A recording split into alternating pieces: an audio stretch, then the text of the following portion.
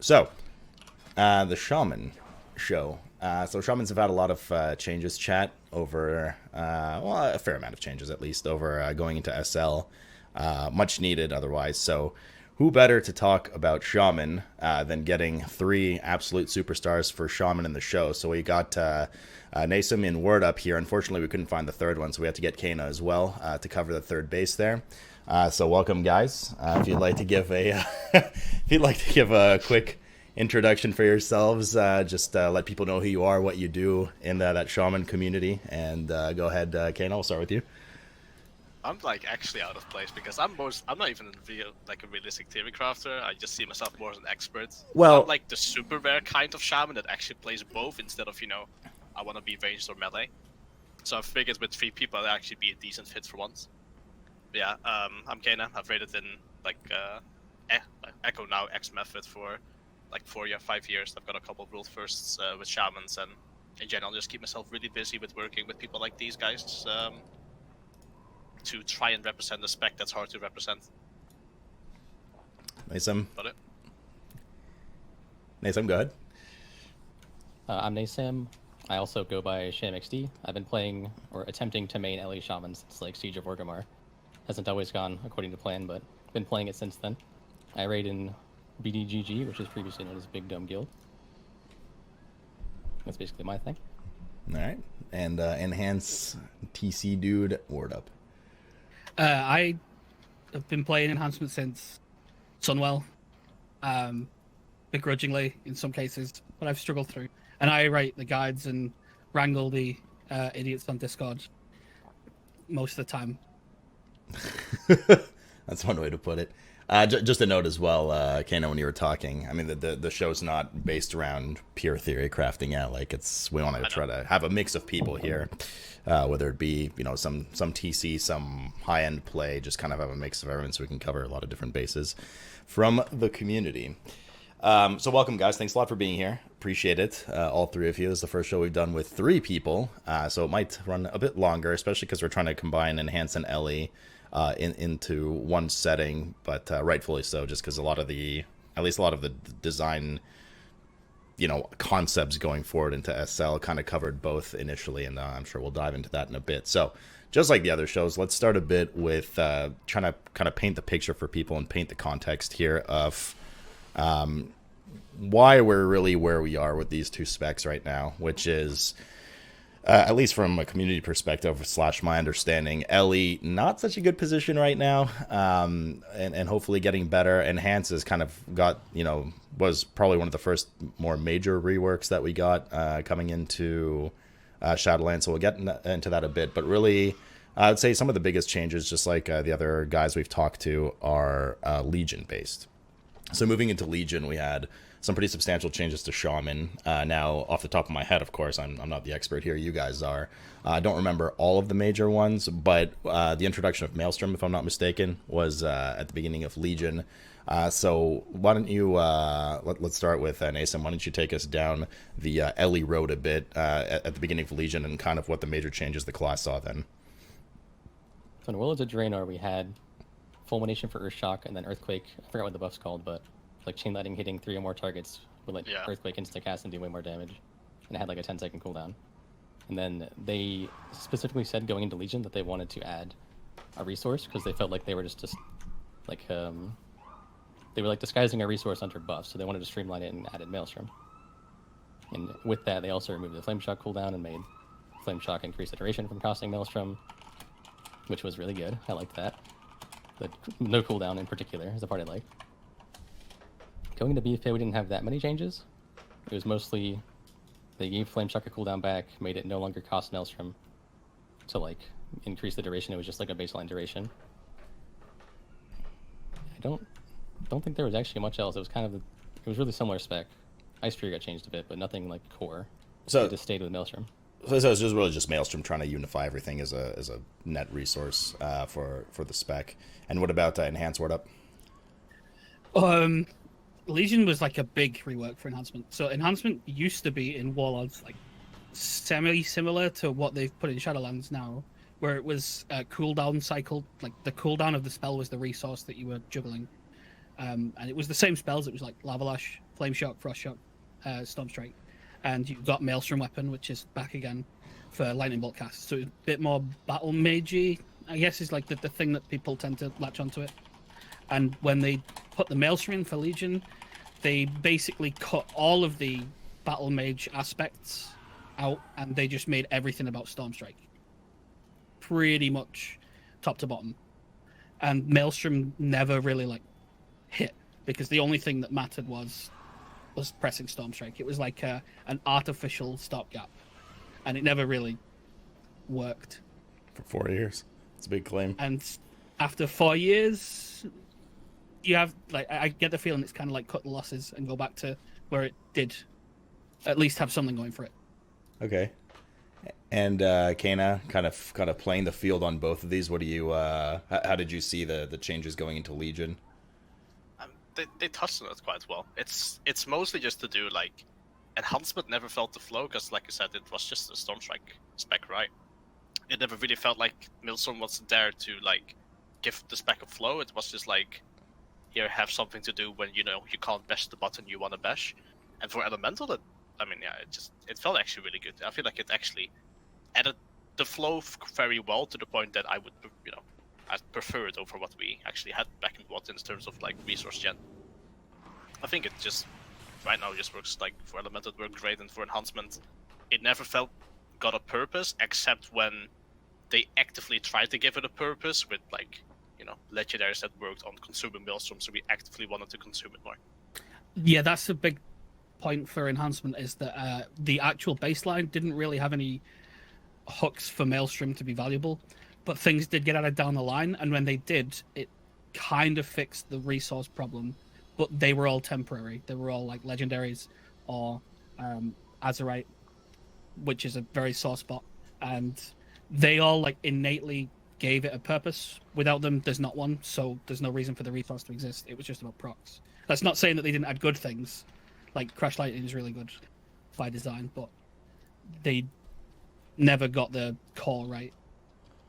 So, okay, so kind of to summarize here, it seems that the changes moving into Maelstrom for Elemental were largely favorable. Naesam, I would say, was looking, yeah, definitely. Yeah, it was looking good. Whereas for Enhance, it seems like they kind of tried to keep the two DPS classes similar, at least founded on the same thing, similar to what they did with, I guess, Vengeance and Havoc now unifying their resource, moving into Shadowlands, to try to kind of keep them in the same playing field or the same level of familiarity, likely for new players before the switching specs. But this didn't seem to really work very well for Enhance, is what I'm hearing from you guys. So as we kind of adventured through Legion and finally came to BFA, don't shudder too much, we got into a position where what happened with these specs? Did anything really happen? Were there any major changes going into BFA that weren't reliant upon, like Wordup said, reliant upon Azerite traits, etc., to be good? I actually don't know how Sham thinks of this, but I think a big issue going in BFA for Elemental and why it was so weak at the start is because with the majority of beta, we played with an Azerite trait, which just, it gave us intellect. Like, we had intellect at that point on beta for like end of Battle of the Zalor almost. It gave like 3,000 plus intellect. It was absurd. And I remember like vaguely, like maybe like a month and a half or something before the game launched, they like nerfed the trait, but they didn't know that how much they had to compensate buff Ellie beforehand, and they just gave it kind of like, let's hope this works kind of buff, and then it wasn't enough, and they just, it just did no damage going into Uldir. It was really weird. Yeah, and I feel like the internal balancing of the abilities was also kind of wacky. Yeah. And Lava Burst was doing, and the entire expansion Lava Burst has been doing like 0 damage until Ignis Potential came in. Without any traits, Lava Burst is doing very little damage. Like, we're at the point now with Corruption that we have enough crit that we don't cast Lava Burst at all, unless it's like proc, I think. And even if there's some points where you don't even do that. Yeah. And the Synapse Shock, all of beta was it was skewing the results of our damage a lot. Like, half of beta, we had some weird things with Flame Shock, where like Lava Burst didn't require Flame Shock to crit, and still did more damage and stuff. So they went a whole bunch of different directions with it during beta, and then reined it all in like a month before, and didn't change anything after that. So the beginning was pretty rough. And what about Enhance, Wordup, leading into BFA? Anything big? BFA, they like restructured the Maelstrom economy so that you had less, but the button that was the most important also cost less, which shifted it even more into that being the only thing that matters. It was also the only thing that scaled well. They almost like super misfired and had the filler end up stronger than the spender or the primary button, but like last minute fixed that, and then that just settled it into being that's the only thing that ever matters. And their Azerite implementation for enhancement was pretty poor at launch. There wasn't really anything that was that exciting. And then they retuned them slightly in the 8.1 infamous "this is when we fix Shaman" thing. Had Azerite that was super engaging, enabled a lot of talents and different playstyles, and that lasted for about a week before they nerfed it so hard that it never saw the light of day again. Yeah. Well, all good things come to an end, right? So quite quickly. So am I getting the impression again, right? Like I'm not, in like a lot of these shows, I've actually had, I rarely level, a DPS alt once in a while just to have fun with it, like end of the expansion, end of patch kind of thing. And Ellie was on that menu for a long time, and I actually quite enjoyed Ellie. Not from a competitive standpoint, but just in terms of pushing buttons that had cool spell effects, etc. And Enhance is not something I've really touched too much until SL, but from what I'm gathering from you guys, it seems at least on the Enhance side of things, you're very reliant upon kind of borrowed power, quote unquote, or external sources. It seems like everything you mentioned, Wordup, so far was just, we had an Azerite trait, or like legendaries in Legion, or leading up to Shadowlands, which we'll talk about in a bit. Do you feel oftentimes like just the core of the class was just not very well designed and you really had to rely on these gimmicky things? For those two expansions, I think that the weaknesses have often been shored up by that, but sometimes those weaknesses are like mechanical ones rather than numerical ones. I think Enhancement upscales really, really well with stats. Toward the end of an expansion, you tend to have like a strong exit trajectory on the spec, where when you get a lot of haste, you get a lot of crit, you get a lot of mastery in some cases, you start being really strong because everything's sort of recursive scaling on the Stormstrike resets. But at the start, it's really, really bad, and the borrowed power is usually like fairly poorly, it's not very refined. That's happened both times this expansion now, where as you've gone further into the expansion, something's come in that soft fixes some things. But it's very reliant on one pillar for the last two expansions. It's just one button. Everything is just that. And I think that's really scary. Yeah, for sure, because how do you tune around that? It sounds a bit scary, too, because you have the kind of the slow roll syndrome going on that things like Vengeance Demon Hunter and Shadow Priest, which you talked about before, have. Is that a good feeling to have to wait half of the expansion to start being effective just because finally those stats are catching up with you, Cayna? Is that a good feeling? Is that at some point with 36 specs, you're going to have things like that. But what do you prefer? Do you want to live in a world where you're overpowered, you're on par at the start, and then you have to get nerfed every patch, or you have that slow roll going on? How would you change that kind of issue? How to change it is honestly just not have it be a one button spec, and it brings a side effect of it. There's a big side effect to being a one button spec, especially on a reset, is variance of DPS, right? The variance of an Enhancement Shaman DPS is absurd compared to what other specs pull. Another spec, you might have a bit of variance here and there. The variance between upplay to fight perfect can be so much DPS. It's unironically, it gets you sad. It's I played fights both the exact same time, but the one time I got a rank 1 lock, and the other time, I got 85 percentile, just because difference in procs. Honestly, how to fix it, I think they've done a very good job in Shadowlands. It's just going away from a one button thing that is not reliable, but based on a reset. I just don't think you can have your main button. Imagine you can't cast Chaos Bolt unless you get a proc, and you just sit there casting Incinerates over and over to try and get a proc, and you just your resource doesn't matter because everything is dependent on you getting a proc to be able to cast it, instead of building up to something and then spending it. Okay. And moving into the world of Ellie then, Naesam, so it doesn't seem that they have this kind of one button issue like you do with Enhance. However, you're mentioning that there's just a lot of, quite frankly, failure in tuning going on in a lot of different directions. So what do you think are the kind of shortcomings that Elemental had throughout BFA, or lack of changes, or whatever you want to touch on, that kind of put them in this position? Because I do remember some points in, throughout BFA where at least in M+, and like certainly burst scenarios and mass AoE, I mean, Ellie can pump pretty hard, but it wasn't certainly throughout the entire expansion that they were well represented. Yeah, Ellie's actually been pretty good in BFA, all things considered. It was pretty bad at the start, and then it was like the night before Mythic Battle to Zarlor came out, they did all the trait changes. And among that was a buff to Ignis Potential, which increases your Lumburst damage, and they buffed it by like 150% or something crazy. So suddenly, with 3 of those, our Lumburst was like literally doing double damage. And that, like, in my opinion, essentially fixed the spec damage-wise. That's what gave us our niche of like flame shocking multiple targets and doing way more damage to one target. That's kind of what landed us our right spot for a long time, for like the entirety of BFA from that point forward. So that was kind of fixed. We just need to do more lob burst damage. Essentially, was what fixed that. Why do you think it took them so long to fix something that needed 150% increased damage multiplier? Like, why is that? When did that build come? 8.1, I guess, right? I think so, yeah. Wasn't it 8.15? I think 8.1 was Ultir fixes, right? That's when we started playing Storm Elemental, and then they nerfed that instantly That patch was almost entirely just a case of enhancement not enhancement, Shaman in general, both specs didn't get a proper numbers pass on a lot of things. Like, the number changes, like, down the line for both specs was crazy. You were seeing, like, 100%, 300%, I think there was, like, a 500% increase to something. Yeah. That shows that, like, it just shipped without attention to those things. I think the Ellie one being buffed by that much was, like, kind of an oversight, to be honest. Because all of our sims and, like, Blood Mal and everything, with Igni Potential, we were running a build that did not really use Lobburst very much. We were running a Storm Ellie build.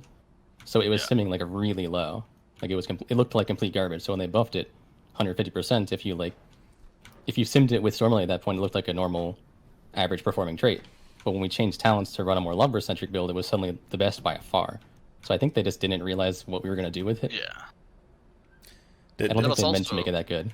I think at some point during Battle to Zalor, it was said that for single target purposes before these buffs came out, it was not worth to cast Flame Shock on multiple targets.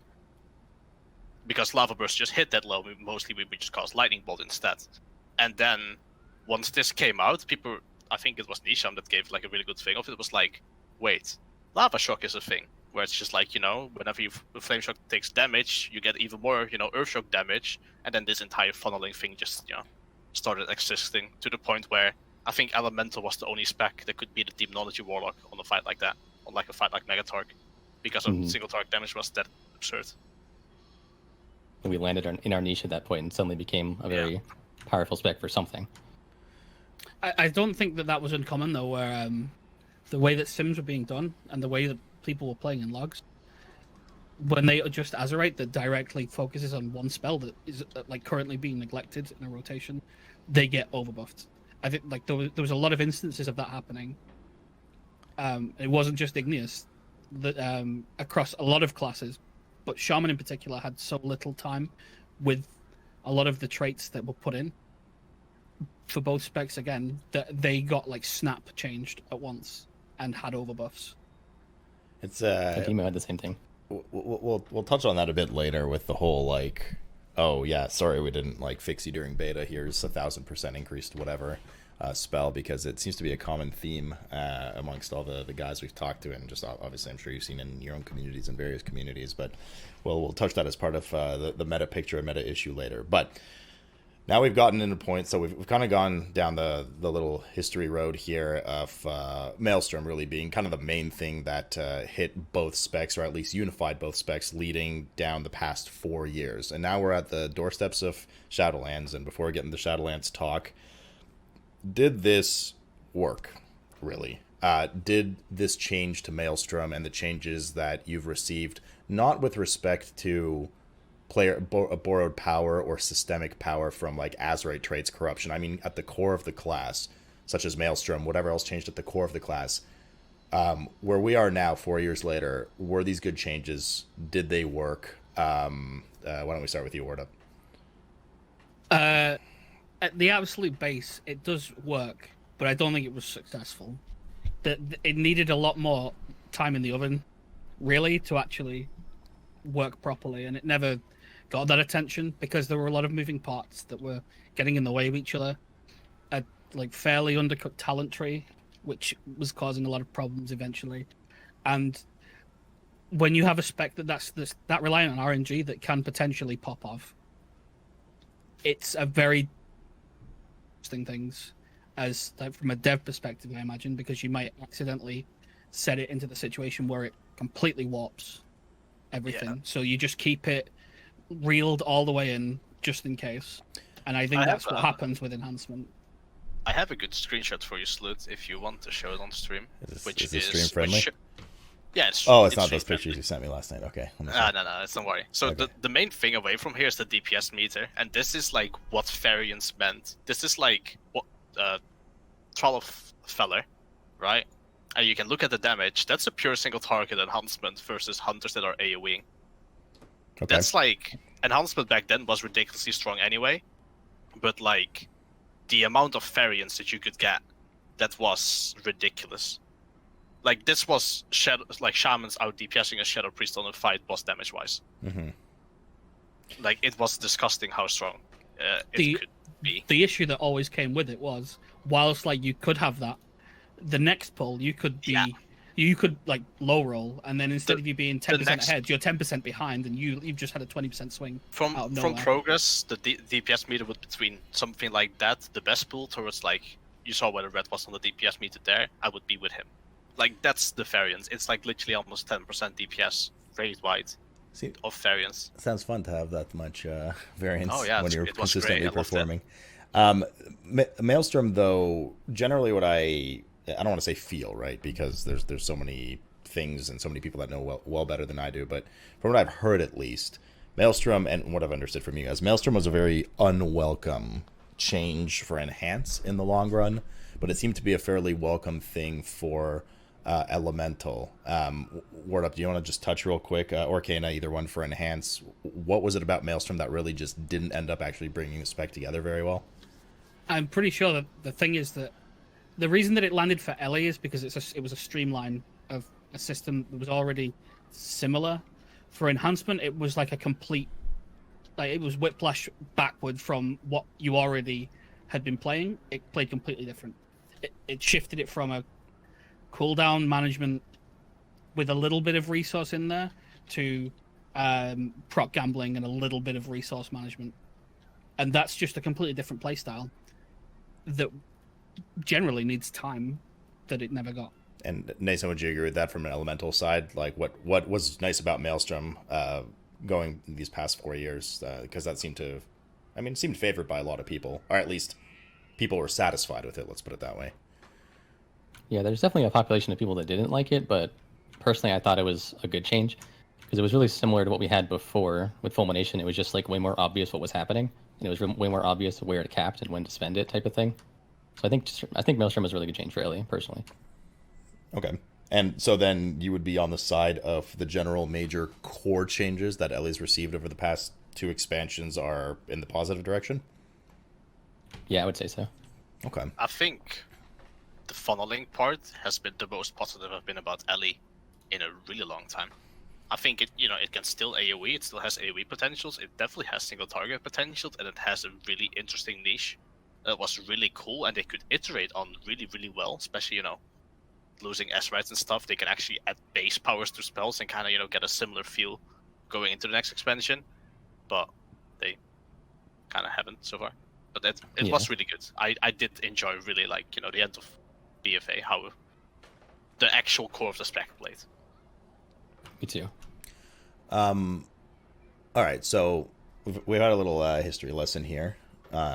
To kind of provide context, really, right? Because it's really important to understand why some of these changes were made or, well, not made, especially once we move into the SL side of things. But now that we're kind of on the doorstep of SL here, the question is, why are we at the position that we're at with these specs?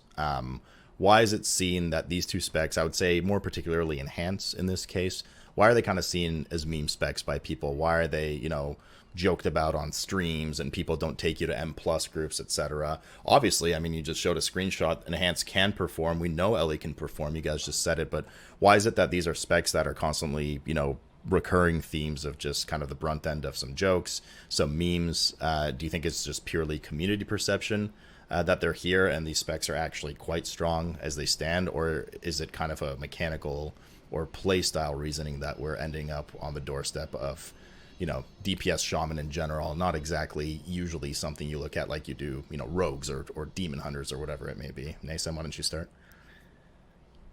So I think a lot of it is community perception, but at the same time, there's a reason that perception is there. I think it started because Shamans were pretty bad for like a long time. Like historically, I think Shamans have been below average way more often than they've been above average. But then we come into cases like Ellie this expansion, where half of this expansion, Ellie was like one of the top tier specs. Then part of it was like a good spec, and then part of it was like a really bad spec. But because the time was really bad, it was at the very beginning of the expansion, people like never got that out of their head. So even when Ellie was being brought to World First Kills, like there were 3 Ellies on 1 World First Kill, I'm pretty sure, on UNAT.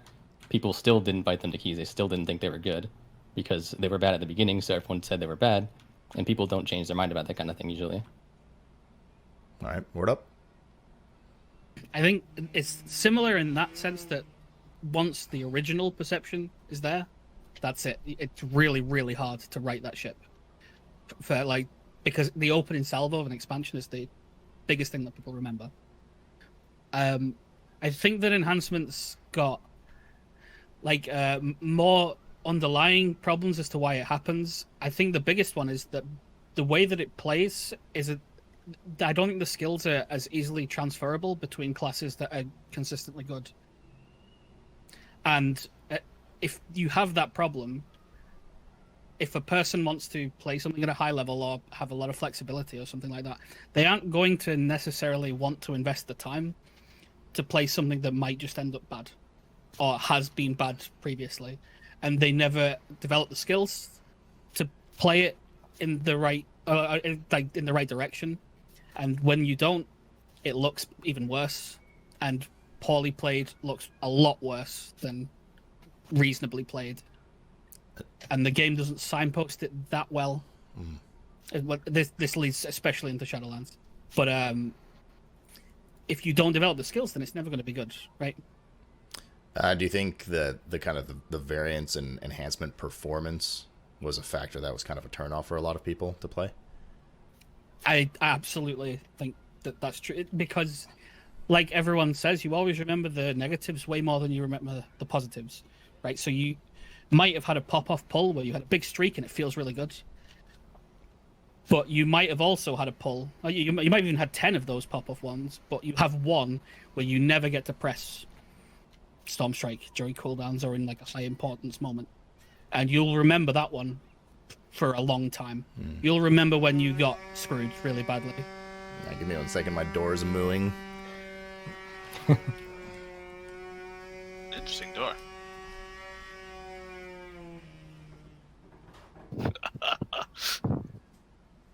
The police is here, run! We said things we should have done about Shaman.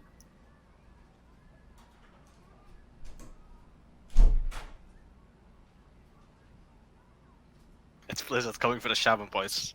Alright. I know they've heard. We've heard, we've been negative, we will be sent.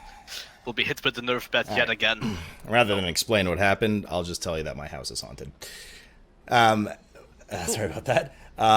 So then kind of unifying both specs, Cayna, from your perspective, especially flip-flopping between both specs, you know, whether it be M+, whether you did a pug key, or whether you just saw your own performance when you were playing, you know, with Method or just friends, etc. How do you feel about their relative strengths and the kind of stigma against them? Is it warranted from a performance side, from a tuning side? Like, is it more Blizzard-based that they became this meme, or is it, you know, community? It is partly not even... It's partly the spec's fault. Like, the thing with enhancement and is that... So, community perception comes quite often from high-end guilds, right? Like, oh, Methods and Limit didn't bring in Enhancement Shaman. Oh, here we go again, Shaman and Sport, right? The reason they don't get brought is because Shaman, in comparison to any other spec in the game, just doesn't bring anything, right? if a shaman and a red paladin are, you know, same damage, why would you bring a shaman? You can bring a red paladin who can lay on hands, who can, you know, bop, they can do all of these things. The DK could maybe grip in some useful ads at this point. And the shaman's standing there like, hot boys, he has a tremor totem, he can't be feared. Which has been useful, I think, on like one fight maybe during Battle of the Zal War. What about, right? hang on, just to cut in for a sec, what about Windrush, right? Pretty useful in a lot of encounters. So, Windrush is generally always useful, but never required. Okay. Like, rarely required. I think the last fight I've been like, oh my god, I really want to assign Windrush here, has been Carapace. I think the really important thing when Windrush comes up is that if Windrush is useful on a fight, it's usually only really useful at very specific key moments. And if you need Windrush there, you can just have a Resto Shaman. Or you can have a Druid. Admittedly, Or the two a that had Warlock Stampini Gateway. Roar is their own problem. But yeah, it overlaps with other things that you could put into your comp that's less disruptive than potentially messing with your melee that are bringing other things. And if you need to be really fast, you just line up 5 Warlocks and they all make a gateway. And you just click it there faster than you could ever imagine. So it's just like the utility it brings never was like useful. So if it's the same damage, why would you bring it? Like the only reason you ever bring enhancement is if it's, you know, flat top DPS. Like yeah, it tends to just rely on right now just winning damage, and if it doesn't or it's not reliable, then melee is popular. It's a conflicted spot for a lot of guilds. They just get pushed out. That's just natural. And that's basically what enhancement is, and why it's, you know, such a poor community perception. Because during this entire expansion, like, you know, during Legion, it had the 2 tiers where it was, you know, oh my god, we want to run enhancement shamans. You know, in Emerald Nightmare, you saw, you know, Method had 1, Serenity had 1. I think Exorcist ran 2. Trial of Feller, you know, I was there on the Hellier Road first kill. Like, enhancement was, you know, it was the highest, one of the highest damage specs in the game, and, you know, they started bringing it. And then it got, you know, the nerf bet, and you never saw them again for the rest of the expansion, really. In case of Elemental, the funneling was a very interesting niche, and actually Elemental did represent, in my opinion, quite well. Even during Mythic Plus, I mean, I remember Dr. J rerolled an Ellie Shaman, I think, during 8.2 for pushing high end plus, right? It's just, it's not represented. People have this sense it's not a good spec, even though Elemental has actually been run a good spec throughout the expansion. Not, you know, Warlock or Mage level, but it has been a good range spec. And Enhancement, yeah, it's hard to make that work in a very strong guild, because you can't just be like, you know, in a more casual guild, if you have a top-end Enhancement and you have like a mediocre, you know, Rogue or something, the Enhancement's gonna win out on damage. But in like similar player skills, why would you be an Enhancement Shaman, except for I like the spec, right?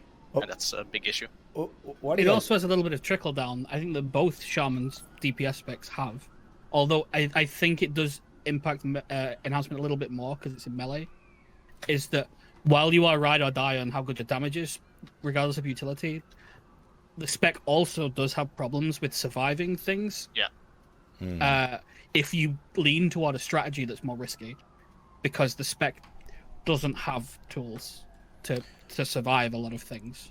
Is Astral Shift baseline on live for you guys? Is that the same in Shadowlands? Yeah. It is? That's the only... in Shadowlands, we are getting at least something. Mm-hmm. But just the only defensive we've had is Astral Shift. Just to give a perspective, Blur is Astral Shift, but better. It is a lower cooldown with higher damage reduction with a longer duration. And outside of that, Demon...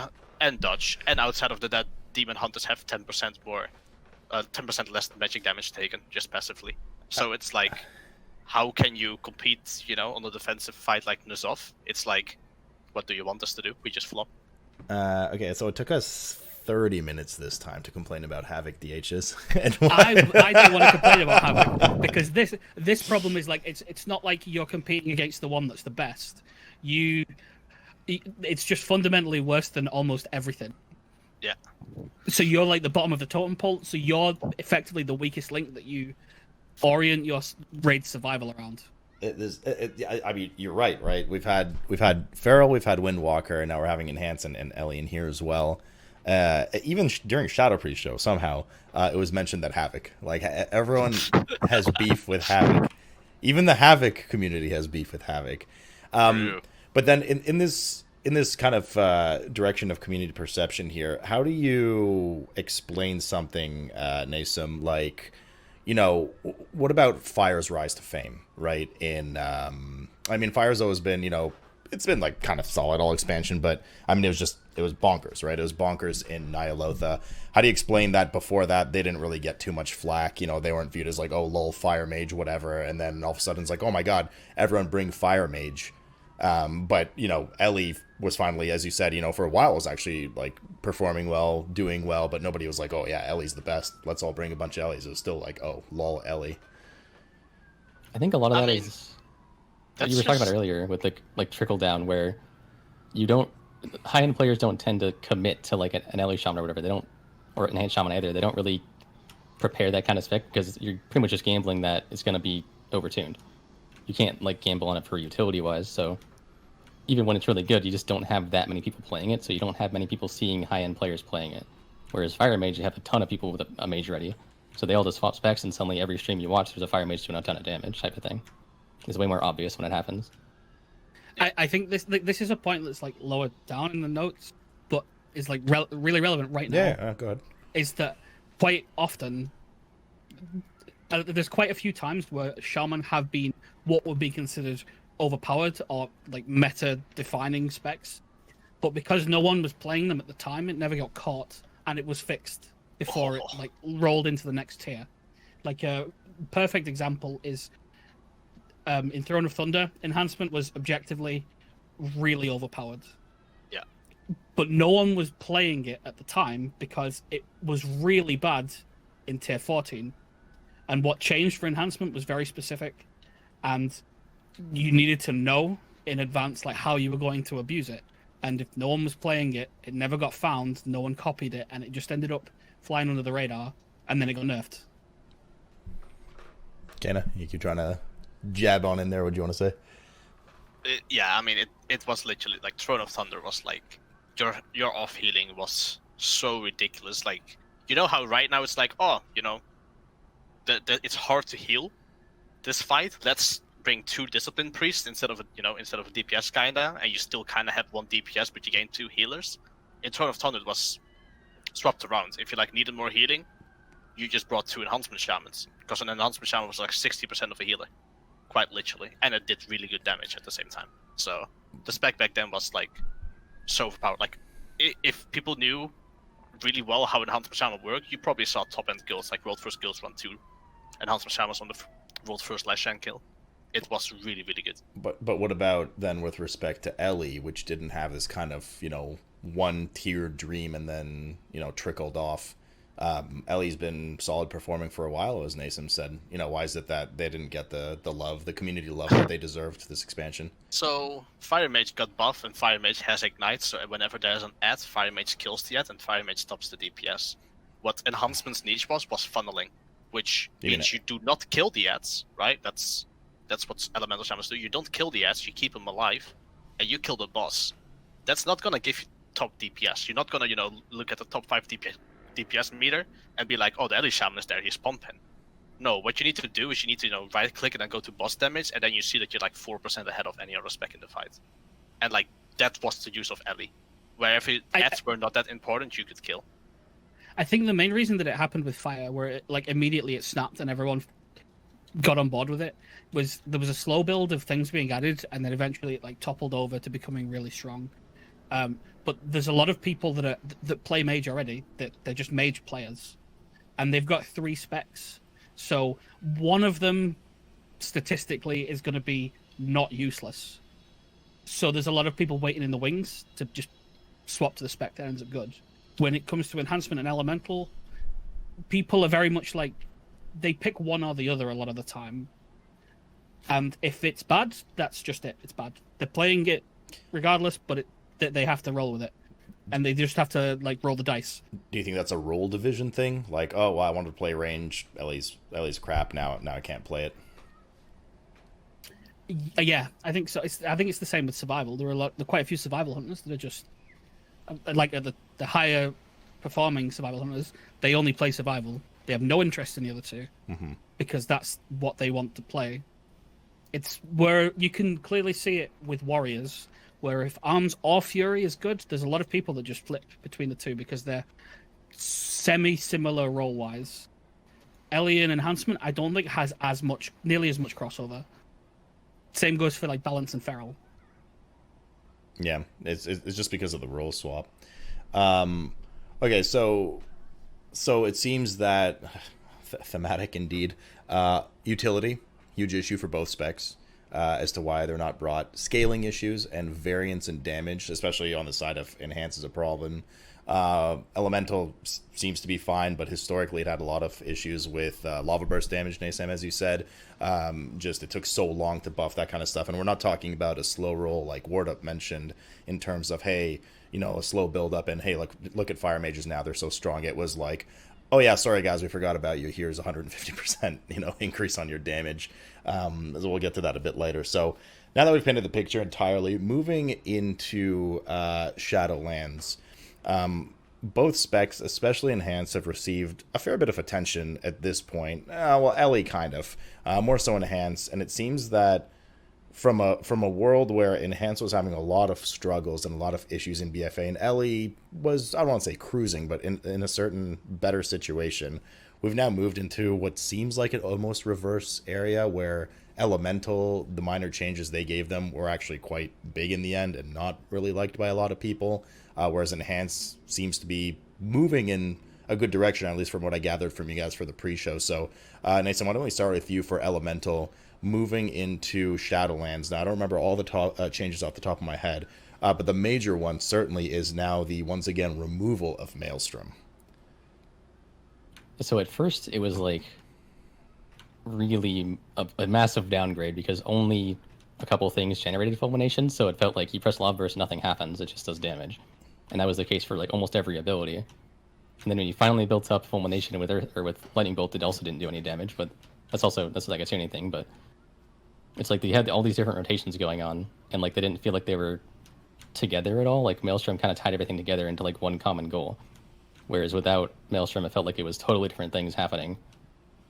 In the most recent changes, like last week or whatever it was, they kind of brought it back to being almost like a Maelstrom.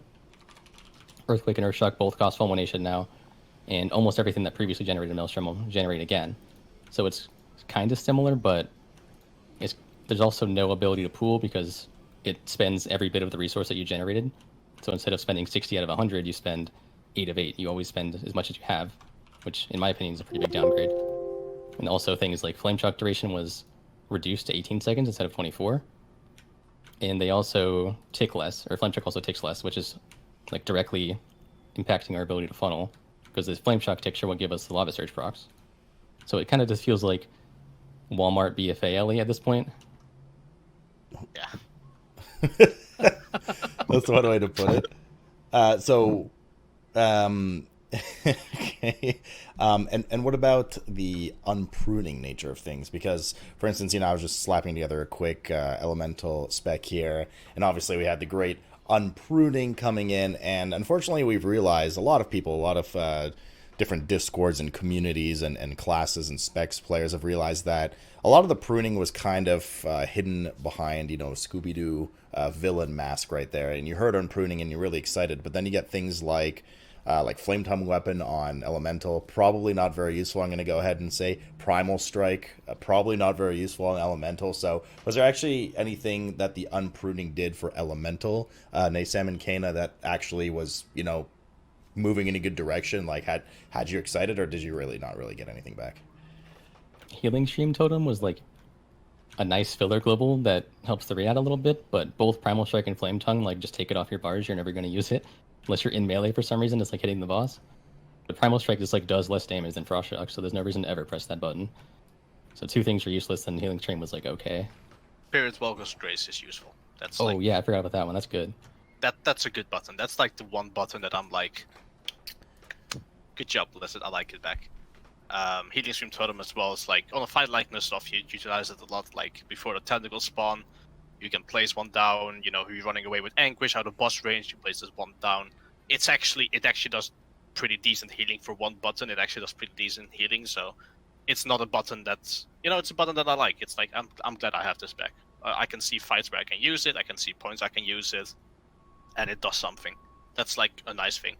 Weapon imbues, I feel like they're the most pointless thing. Same with like lightning shield. Like, why did they come? Like, I get that they wanted to come back, and like my memory that I had of weapon imbues was back in Cataclysm, where you had like unleash elements as an ability, and that spell, you had like 4 imbues basically, and then unleash would like interact with whatever you had imbued. So you could, if you wanted to, you could taunt a mob, which is like rarely useful. But you know, when you think of like Sanguini, or you know, maybe you want to kite a guy away from bolstering, or you know, think of anything, that could be useful, right? Like you have a choice at least in that utility, and then they basically gave back that part of like, you know, on pruning, without the fun stuff, and it's just like have a weapon imbue that doesn't do anything for you. Have fun. I think lightning shield's actually like. I think lightning shield is that's the only one that I don't. I think that them adding that back, lightning shield is good. It's like mostly used in raid. After they changed that it generates when you get melee attack. Yeah, them adding that, but what they added is really good. I'm really happy with that actually. The problem is now it means that Earth Shield is basically dead.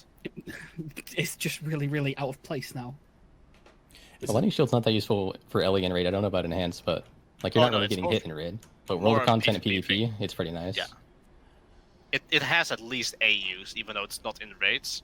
It used to be like it could proc from melee AoE damage, kinda. Like, I think so. The old rules, not anymore. The rules that it follows the same ones for like the old glyph, where if it was like a physical swing that's coded to hit everyone, it can trigger the effects on it.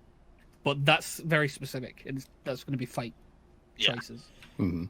So as far as the LE stuff is concerned, and you know some of the little squibbles about lightning shield, and we'll get into talents in a bit as well.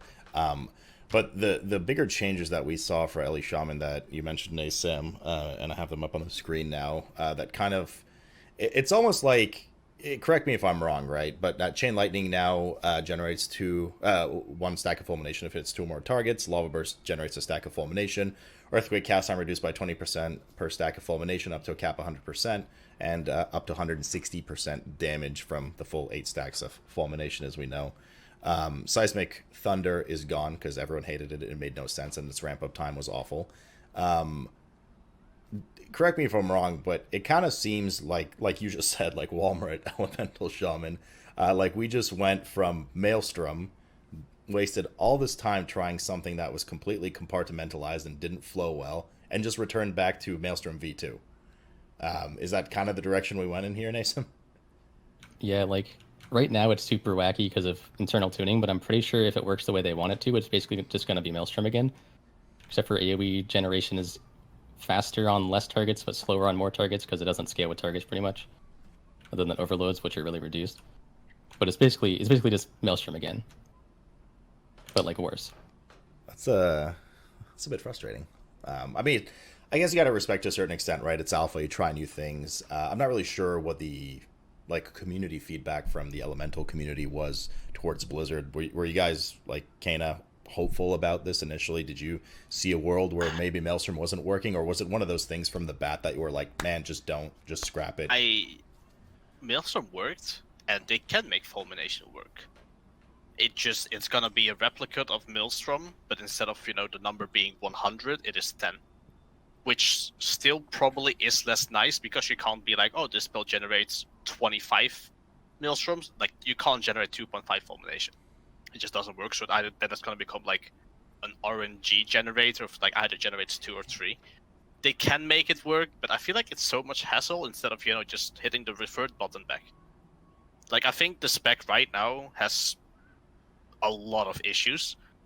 I would much rather than not focusing anymore on how they can balance Fulmination with everything. I would much rather just like cut Fulmination off, just go back to Maelstrom, and just focus on what else needs to be fixed in the spec, because there is a lot. What needs to be fixed? Fulmination stuff aside, and I'm not talking about small things like we know damage tuning will come, right? So there's no point talking about like, oh, Lava Burst is doing too little damage, too much damage, etc. It's more like from a core perspective, elemental flow, Fulmination aside, because we just talked about that ad nauseum, and I'm not talking about talents like core spec play right now, what do you think Naesam kind of needs to be changed or added? Like, are there glaring issues? Do they need a rework a la Enhance and Shadow Priest that we got, or is it something, just a bit of utility, etc.? I don't think baseline we really need a rework. I think the spec on its own is like, it's workable. They definitely would, if they change some talents and things, we can definitely make it function fine with this. We don't need an entirely rework. The biggest thing I would change baseline is Flame Shock, because right now Flame Shock having a cooldown and also not even lasting very long is, the cooldown in particular is really, really punishing for encounters that have target swapping like N'Zoth. We were really, really bad on the first phase of N'Zoth because of the cooldown. And then the duration lasting shorter means that if we want to maintain Flame Shock on 3 targets, we have to literally use it exactly on cooldown. We can't finish a cast, we can't use a proc, we have to use it again, or we're behind for the next 3 casts. And that's like super frustrating, so at least giving it like another 3 seconds, like a 21-second duration or something would be a massive improvement there. But otherwise, baseline, I think Ellie is definitely doable if they just change some talents and kind of pick a direction and go with it. So Flame Shock's a big issue. Would you like to see it completely removed off CD again, or just lower CD? Yes. Is it haste scaled for Flame Shock cooldown now on Alpha? Let me see here. I don't think it is. Not for Ellie. No, it's not. It's enhancement only. For Enhance, okay, that's right. So Cayna, go ahead. this is like something that is quite dear to me, because Elemental on N'Zoth is looked at as a really poor spec.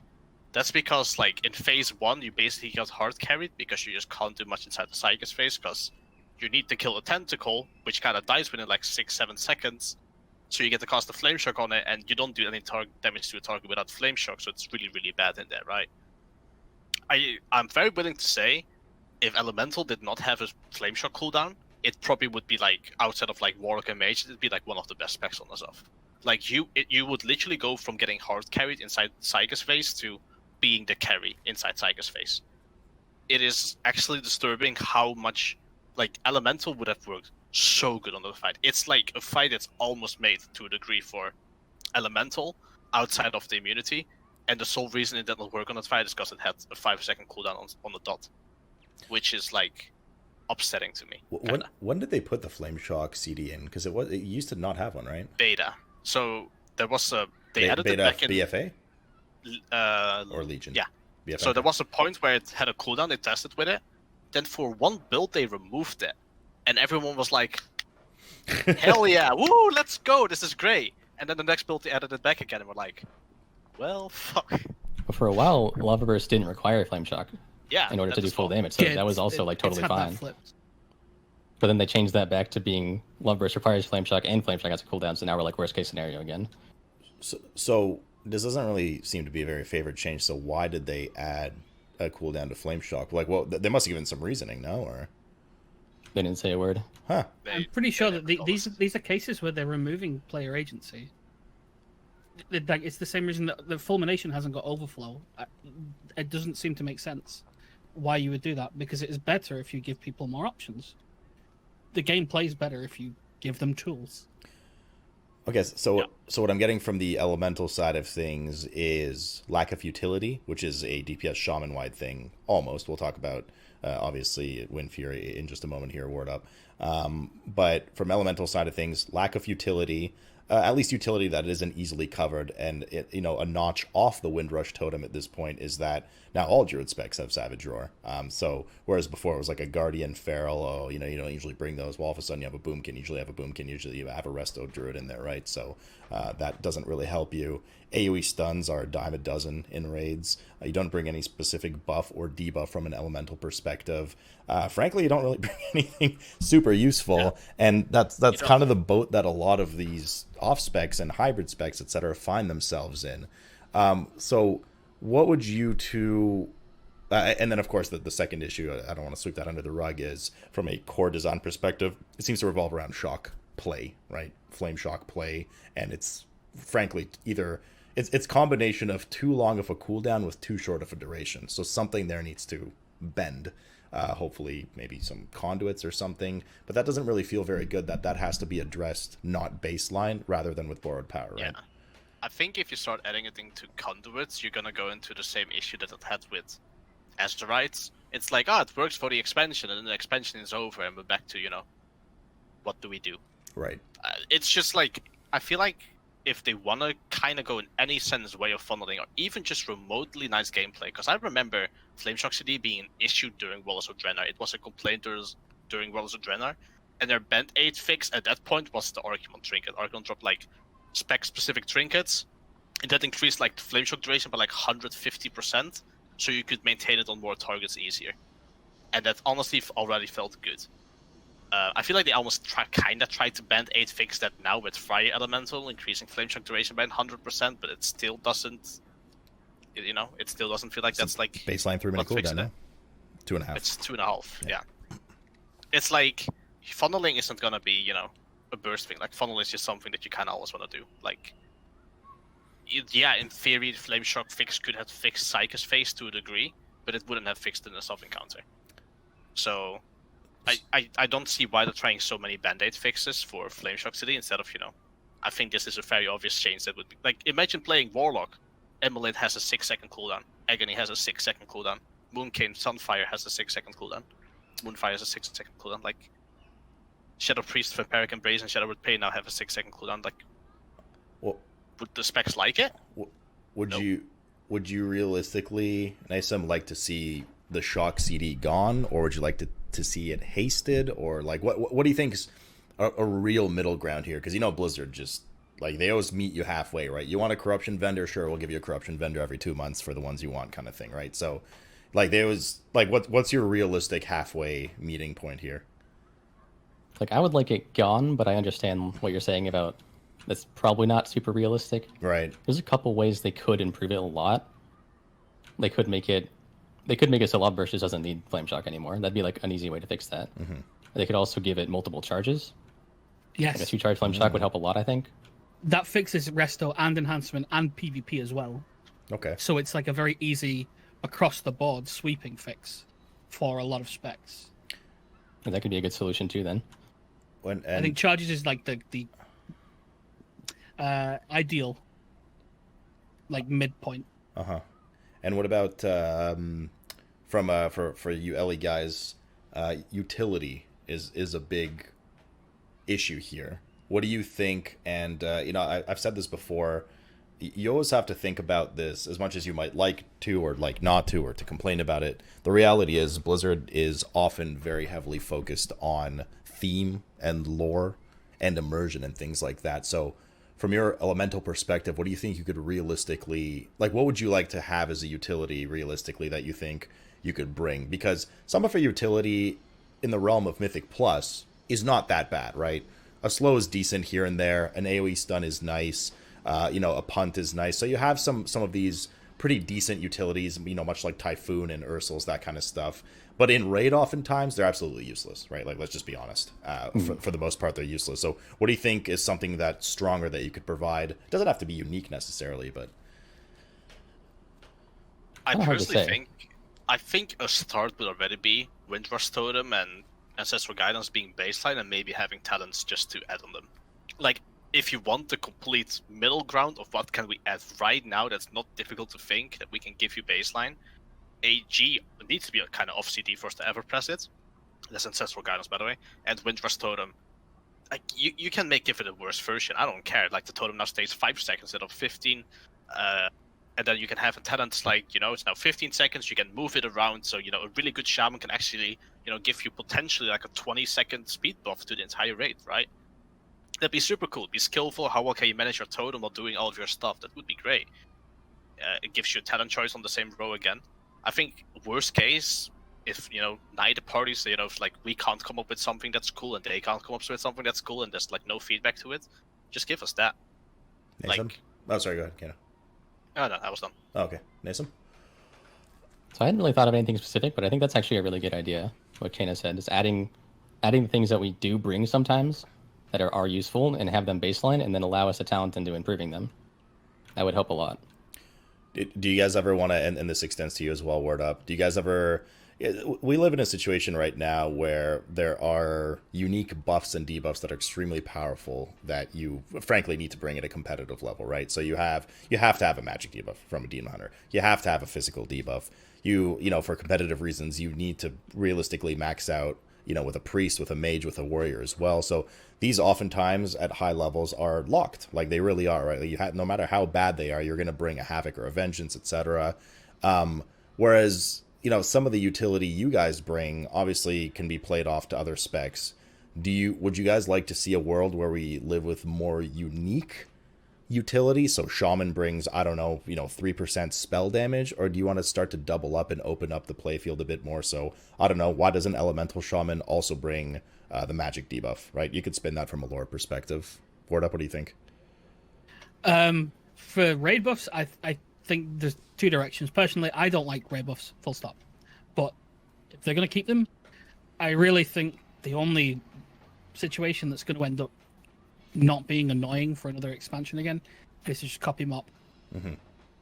Have 2 or 3 sources of every buff or debuff, and make it so it's not that oppressive for raid comp purposes. It's not a difficult thing to implement, because a lot of the ones that exist now have in the past had overlaps. Like physical debuff would overlap with expose armor for rogue, or curse of the elements for warlocks.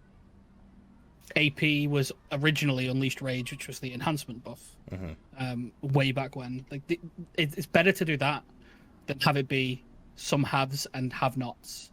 Right. Cayna, what do you think? Same agreement. Like either give everything or nothing. Like I don't like the fact that it's there and you're, half your melee spots are filled because you need holy paladins, you need the demon hunters, you need the monks. It's like, oh, we can bring 6, melee spots. Oh, 4 of them are gone, by the way. It's like, well, back to elemental, I guess. Just go all or nothing. Like, just remove them altogether, or just have them overlap, like Wordup said. Naesam? Completely agree. It's way too polarizing right now to have some specs with and some specs without. Should be all or nothing. Yeah, I think everyone, or not, I don't want to say everyone, right? I can't generalize for the entire WoW population, but I'm on the same. All sane people believe the same. Yeah, I mean, I think we're all in the same boat. I mean, I think it adds some flavor to have some cool buffs and debuffs, but to completely restrict them to a unique one spec or one class of 12 classes, 36 specs, and then demand limits of 5 and 20-man parties, like it's too much. I think it's outdated. Go ahead. Just for the sake that I can go bed tonight without getting spam DM'd, why didn't you touch on this? I think we have to touch on Wind Fury Totem really quickly. Well, we're about to. Don't worry. Okay. Hang on. We're leading there. We have to start back at how the spec changed. Yeah, exactly. So we have to talk about Ellie. We're doing a dual show here, right? There's crossover, but there's some not crossover. So that being said, Mr. Cayna, the host. No, I'm just kidding. So indeed, let's move on to enhancement. And enhancement certainly has gotten the brunt of the bigger changes leading into Shadowlands. Not just from a redesign mechanical standpoint, also from, of course, a resource standpoint, but as we just touched on it, from a utility standpoint as well, Wordup. So Wind Fury's back, Maelstrom is gone, Rockbiter's gone, a lot of talent changes, more heavy focus on Stormbringer and not Stormbringer, but why am I forgetting your proc name? Maelstrom. Thank you. Maelstrom procs. So why don't you take us through those base changes? So anyone who played WoD will recognize a lot of what's happening here, where it's no longer just like the one button Stormstrike spam. It's now like a bit, to quote an old unpopular meme, it's like a lot more piano play. There's a lot of binds that you do, but it's all like pressing different buttons in different cycles, and your focus is a bit more heavily on keeping everything on cooldown in a way that flows. You have a lot more agency over things going wrong. If you do something wrong, it's going to impact you like 5-6 seconds down the line, because your shocks and your strikes are all going to desync. So it's a lot more of a I hesitate to say skilled, but it's a lot more of an involved spec than the last 2 expansions have been. So I mean, essentially the skill capping has gone up a bit on the class, would you say? I'd say drastically. Yes. There's a much more that's in your hands rather than the game's hands. right now. Is that a good thing overall, or do you think that's going to be daunting to new players that are curious to try out the enhanced changes and they're going to find it just overwhelming in terms of gameplay? I think there's two directions with that. The most important one is it will be daunting, but the game can sort of smooth that curve. Right now, when you go onto PTR, you go onto beta, the game does an awful job of signposting you towards how to play it, and will, in some cases, actively send you down the wrong direction, and you have to ignore them, which is a very big disconnect compared to a lot of other classes. If the game was a bit better at doing that, I don't know how daunting it would be, because ultimately, if you feel like there is something you can improve, even if it's more difficult, that's usually a better feeling than playing a spec where the only thing that could have improved is the game high rolling more for you. Okay.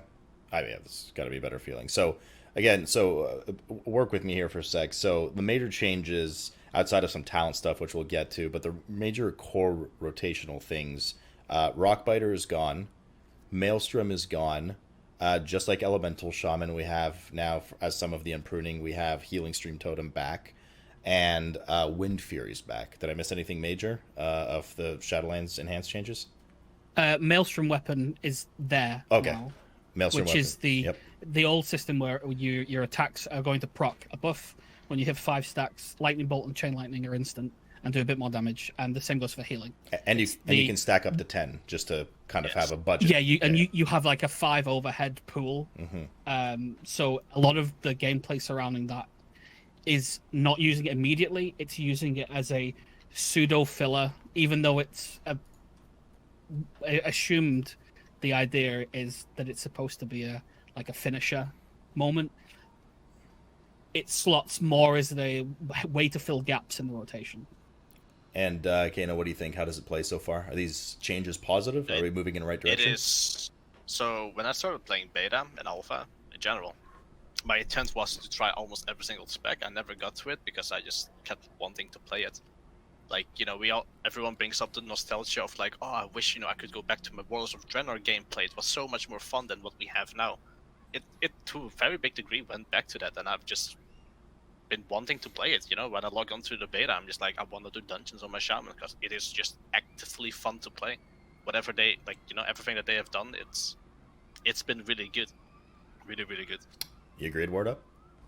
I think that the gameplay generally is there's two facets. There's the single target and the AoE. I think the single target right now is slightly undercooked and needs a little bit more tweaking. And is extremely reliant on some of the borrowed power that comes up later. But the AoE right now, I think, is the single best implementation of AoE that this spec has had ever, across any expansion that I played it. So now that we mentioned it just a bit ago, Blizzard have kind of tossed you a bone in the utility direction, and an old-time favorite, kind of a rehashed but nonetheless old-time favorite in the form of Wind Fury. Has returned as a raid-wide buff. Is that going to be enough to warrant one of those limited melee spots, do you think, as a buff, Cayna? It's not going to be dependent on us. So when people look at Wind Fury, they're like, the damage is so low of it. Is this even worth to press? And it isn't about the damage it does, it's more about the resource it generates. A very big part of that. So think, a warrior hit might not do much, but that hit it generates, that's gonna give him a rage. And if warriors, let's say warriors are notoriously overpowered, and their executes are hitting for so much, but they're completely rage starved, that Wind Fury totem is gonna be a massive portion of their potential damage. Because if they get more rage, they can press more buttons, and those buttons hit so hard, that's gonna be really big. Same will go for demon hunters with demon blades. Rogues get a little bit extra with poison procs on weapons and stuff. In general, I don't think it is gonna be, it's gonna be a forget thing. But I can see if a spec becomes really overpowered and you stack 4 of them, the example being, for example, warriors and their execute being rage stars, then it could be almost mandatory. But outside of that, it's gonna be kinda. So the utility is very much based. It's your utility is reliant upon your raid comp word up, or I'd say right now it's already running into the perception issue where it's actually really difficult to evaluate how valuable Wind Fury is just from a cursory glance at a log.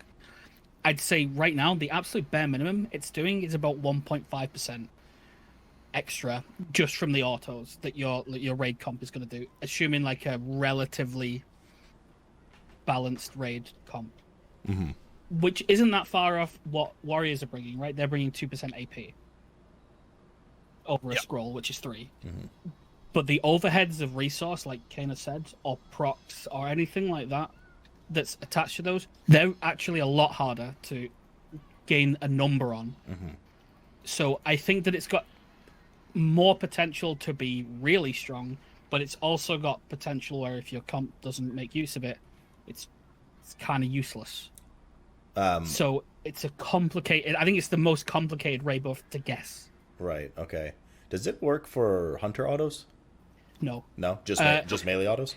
It works for survival swings, Well, obviously, right, yeah, but okay. it doesn't work for auto shots and it doesn't work for pets right now. Okay. Is it supposed to work for pets? No, but I believe it's a contentious issue right now. As to what they're going to do with it. Stack a bunch of survival hunters and warriors. Got you. So we're moving in a positive direction then with Enhance. Ellie kind of moved from a positive to a not as positive direction and is returning to a positive direction, I suppose is where we stand. And it seems that, Enhance kind of set forward this motion of, the respecking, or sorry, not the respec, the revamping kind of thing that, they were the first to get the treatment, followed by, obviously Arcane Mages have got it now. Shadow Priest, a few classes and specs have been visited, finally. But in terms of, and let's start moving on to talent stuff. We'll stick with the Enhance here, and then we'll dip back over to Ellie with Naesam and Cayna in a sec. But because certainly a lot more talents have changed in the realm of Enhance than I think for Ellie, if I'm not mistaken. Lashing Flames, Hot Hand, Forceful Winds was changed a bit just recently. You've now had Elemental Assault added, if I'm not mistaken, right? As of the past week. Yeah, and Ice Strike. And Ice Strike added. What I've been noticing on beta from damage breakdowns is that, and again, tuning issue, et cetera, for sure, like damage is going to come tuned, but it seems that really the only effective build you could have was just Hailstorm, right? With like the enhancement, or the Ellie legendary, or... So I think what was really important about the enhancement rework is it actually added places where they can have hooks for talents, because that didn't exist in BFA. And that's what they're using in some cases, and in other cases, they're missing the mark. But the builds that are right now effectively is overwhelmed by Hailstorm for like cleave and AoE, because Hailstorm is very high value. But for single target things, and even very light, like 2-target cleave, a lot of the fire-oriented talents are very, very strong. And they also have a lot of synergy with the endgame systems. A lot of them have their own directions that they're pulling against each other in, and they're effectively going to be, you play this build for this, and this build for that. So there are definitely duds in the tree that are basically useless and aren't going to get played, but there are a lot of ones that are going to have niche. You play this, and you play, and because you play this, you play these other 3 talents, and they all link together into like a cohesive core. Do you like that kind of synergy between talents? I personally think that it's good. I think having one talent being mandatory to make another talent work is usually not that healthy. But I don't mind having it happen once if out of the 4 talents you pick, only one of them is really like contingent on you picking another one. I like having talents that play into each other and focus you on a style. And legendaries do the same. So what are your thoughts, well, both of you, but Cayna, to start, on the new ones that were just added? Well, any of the new ones that were added this expansion, but specifically Ice Strike and Elemental Assault, because these 2 particularly have simmered for a while and were added well after the Enhance redesign, right? To try and address maybe some issues with Enhance, which I know Wordup wants to talk about with some of the shock stuff in a bit.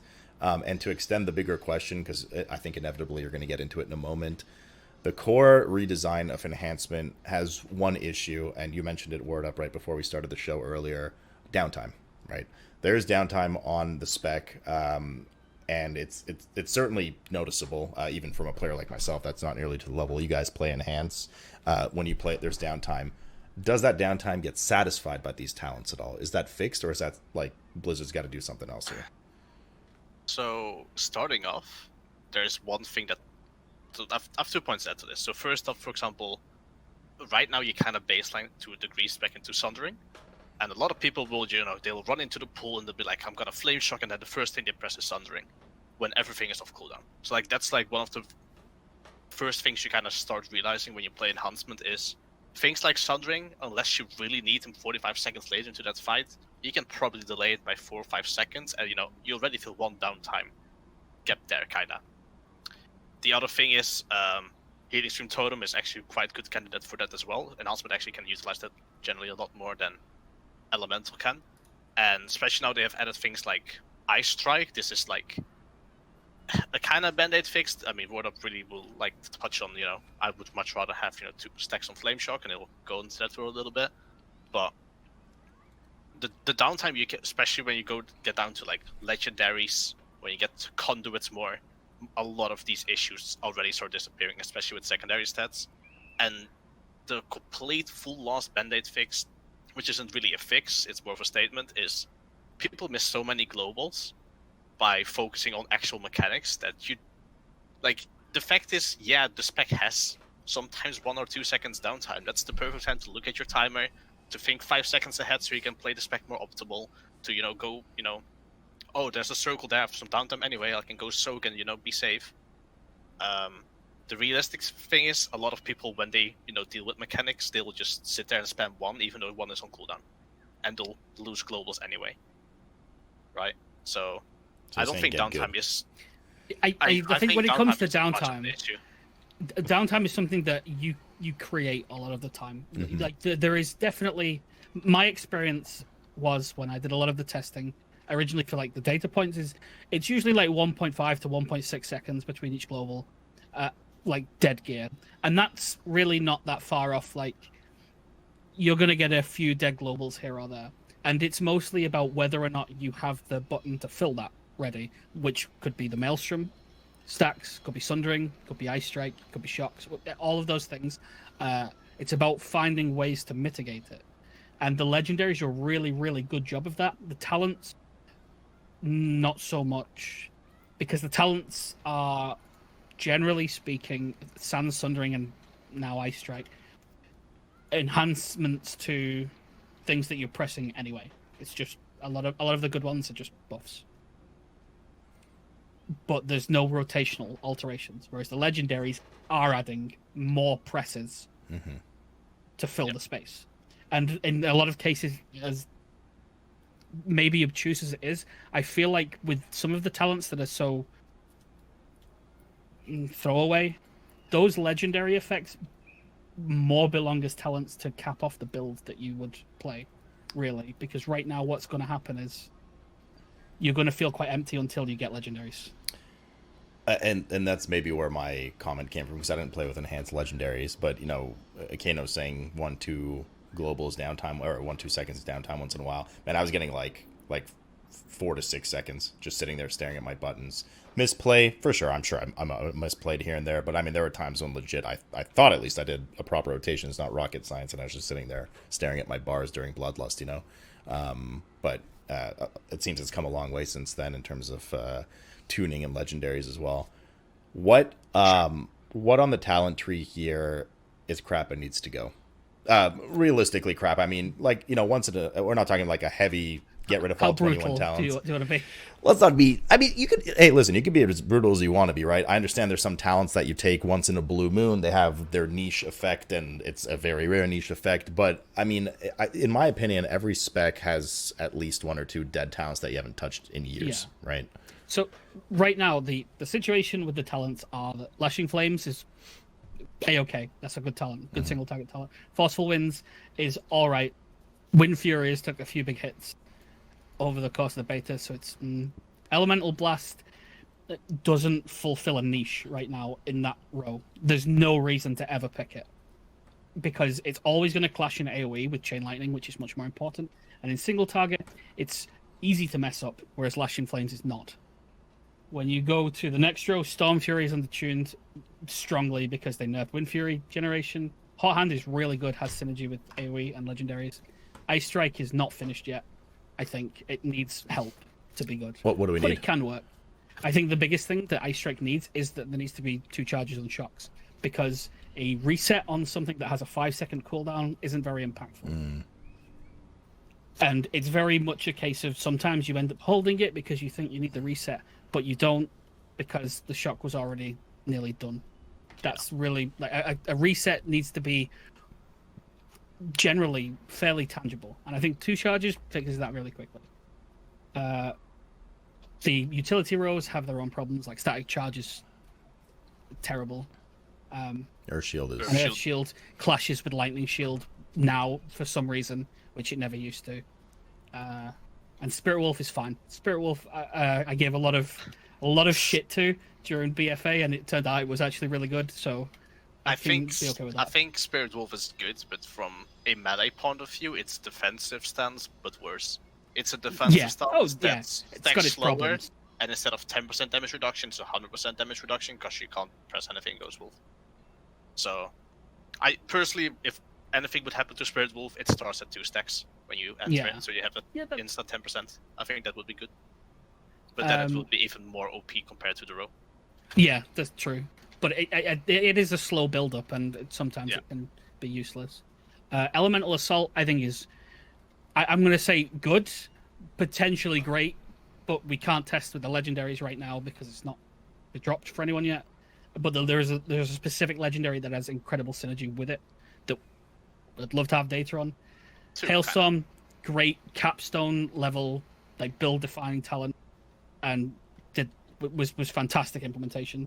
Fire Nova, as horrible as it is to say to all the people who would have nostalgia for it, the way it's implemented right now, it's never going to work. It's the one talent on the whole row that, or the whole tree, that I would be okay if there was a mandatory other talent to enable it, because right now it doesn't work. Ice Strike does nothing for it because it's the rotation gets too cluttered if you're having to manually shock. There needs to be a way to spread and condense globals. Give a small idea. You kind of need 6 flame shocks for Fire Nova to be like, hell yeah, it's working. Even with the Moldrax's Covenant ability adding a flame shock, you can at best get 5 like every 2 minutes. Kinda. The biggest thing is like all of the ways that they've added additional Fire Novas have all been extra GCDs required, and that's really, really, really intense on a spec that would play Fire Nova, because that means that you're pushing out a lot of other rotational things to set up one cast, and it's not that strong. So Fire Nova is its own problem, but there are ways of fixing that. You can easily fix that with other talents. Nature's Guardian is fine. Feral Lunge is boring but fine. Windrush is actual useful utility when it's working. Crashing Storm is terrible. I think that should go. That's a really good spot to add the Flame Shock spreading as a talent. I think it's a useless idea. Has too many flaws. Stormkeeper is, like Cayna said before the show, feels like it was just the thing that they grabbed to fill the hole that Fury of Air. That's a nice way to put it. In my opinion, that got added because Moldrax's for Covenant ability for enhancement copies a lightning bolt, and they had to do something to make that ever worthwhile. So like, give a Stormkeeper so it does more damage, so people can be like, here is 5 flame shocks. Now you can pew 5 lightning bolts out, and then still be depressed because it doesn't do damage. But yeah.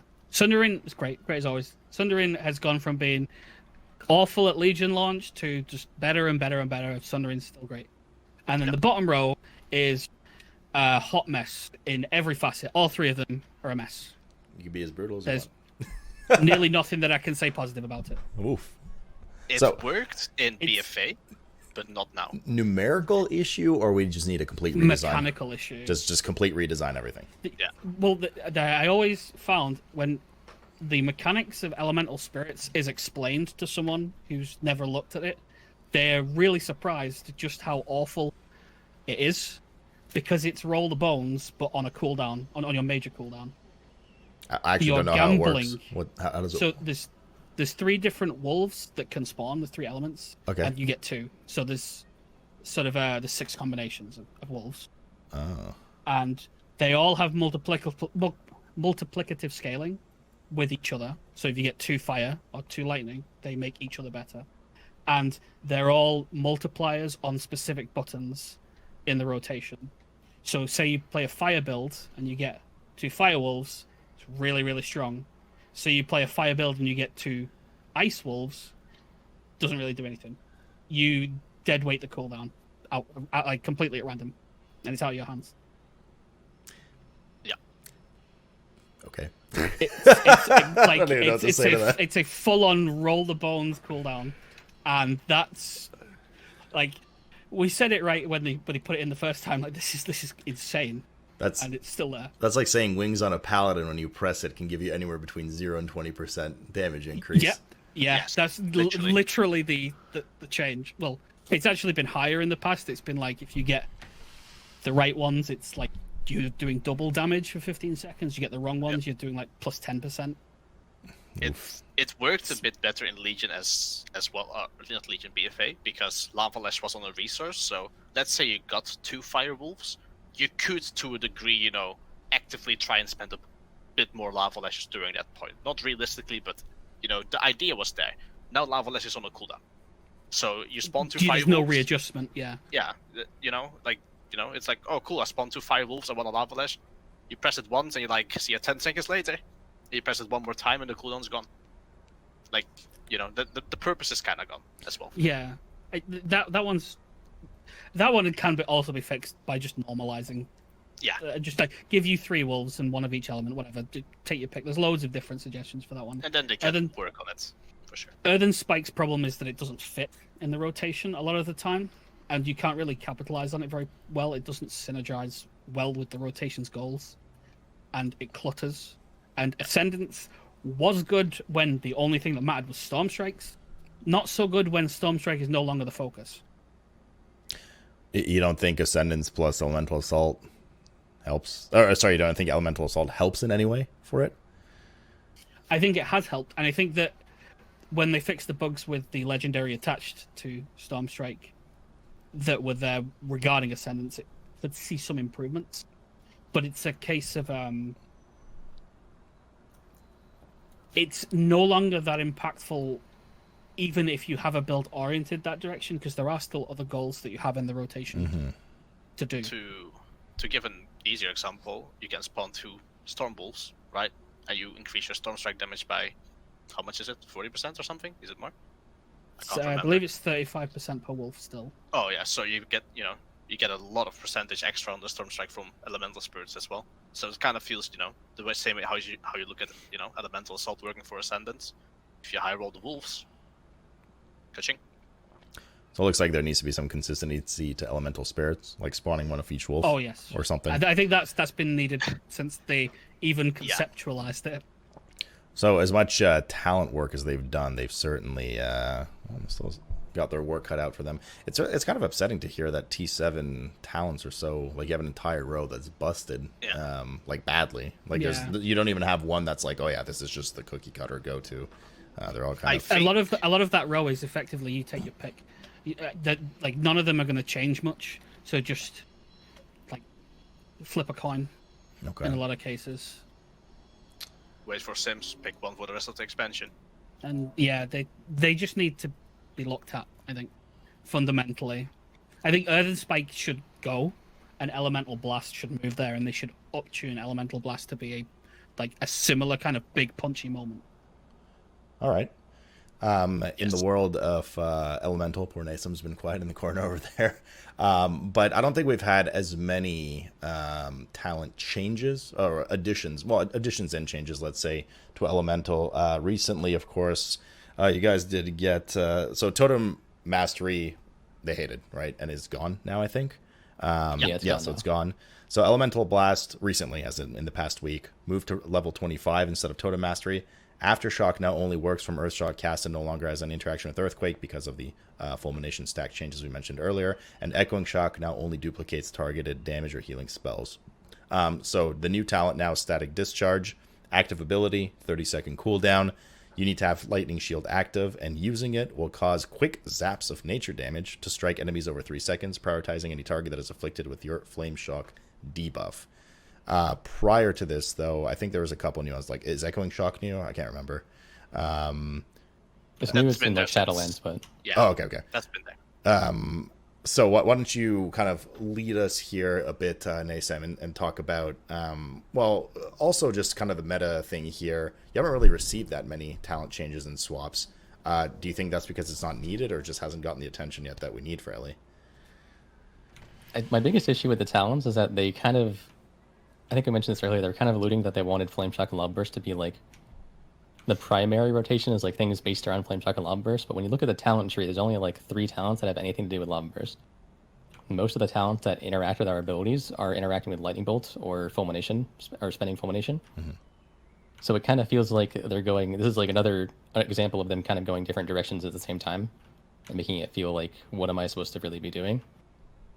Like you have like Echo of the Elements feels super good because the second charge of Lava Burst, when you get a Lava Surge proc, you're no longer sitting on it, wasting cooldown timing and stuff. It just like it feels good to have a second charge of your main ability. And then Master of the Elements is also something I would consider on the 35 row as being like a Love Burst centric talent, where it benefits you by casting Love Burst. So you play that with Echo, you get a nice little interaction there. And then Ascendance on the last row is the other one. But other than that, there isn't like a whole lot that I would consider being Love Burst at all. The rest are like, on the first row, Earth and Rage and Static Discharge are both kind of, like, essentially passive. You press Static Discharge on cooldown and it does a little bit of damage. It doesn't interact with anything or do anything interesting. Aftershock is spending Fulmination, so you want to generate as much as you can to benefit from that. Echoing Shock kind of just goes with whatever. Elemental Blast is, like, I love this ability, but there's multiple issues with it right now, yeah. How come? It spends Fulmination, so it has a 12-second cooldown and it gives you stats. So like you're encouraged to use this on cooldown to get the stats, right? Right. But then you may not have enough Fulmination, and you're encouraged to use Fulmination late due to a bunch of other things like legendaries and other talents. You want to use it like six or more Fulmination usually. And if you don't happen to line up with that every 12 seconds, it's super awkward because what do you do? Do you hold the cooldown? Do you use it anyway and waste the interaction spending later? It just kind of feels weird. So I think they should either like remove the cooldown and just make the stats scale with the Fulmination charges used, or something along those lines to make it worth actually saving, or just make it no longer spend Fulmination. The current iteration of that feels super disjointed. The next row is just like Enhance. Sorry, what were you saying? So for Elemental Blast, so it seems like they kind of packed all these changes on Elemental, but then just kind of forgot about some of the proper interactions with the talents, I guess this being one of them. Yeah, that's kind of how it feels to me as well. There's also Echoing Shock has a lot of, like, Fulmination in general is a bit of an issue because it went from a event that happened and then added damage to the spell to being its own damage event, kind of. So like if you have 8 seconds of Fulmination, your Earthshock hits for like 300, but your Fulmination will hit for like, let's say, randomly 1100, right? And this brings issues with things like Master of the Elements, where Master of the Elements actually only buffs the spell. So you would think like, oh, you know, you want a Lava Burst and then Earthshock and get a huge hit out, right? That's kind of what the spell's supposed to do. In reality right now, it just buffs the 300 Earthshock by 20%, which, you know, hits less than a Lightning Bolt, and then it doesn't buff Fulmination. So Fulmination right now just feels really weird in interactions with, well, Earthshock, Elemental Blast, and also Echoing Shock. Yeah, that's also an issue with Master of the Elements, because it empowers your next nature spell, but it doesn't empower the Fulmination, so it feels super intuitive that you want to buff the Earthshock because it's supposed to do a lot of damage, but it doesn't buff the actual damage part, so it's kind of like a bait. There's like another issue with Fulmination there. The 30 row is, I assume, the exact same as Enhance, if I'm not mistaken. So that one we've covered. So what about the 35, where we were just talking with Master? Yeah, Master of the Elements is a talent that I actually really like because it feels like it's engaging. It gives you something to look out for and interact with. especially when you have Echo as well. So I think that's a good talent as long as they make it work with Fulmination.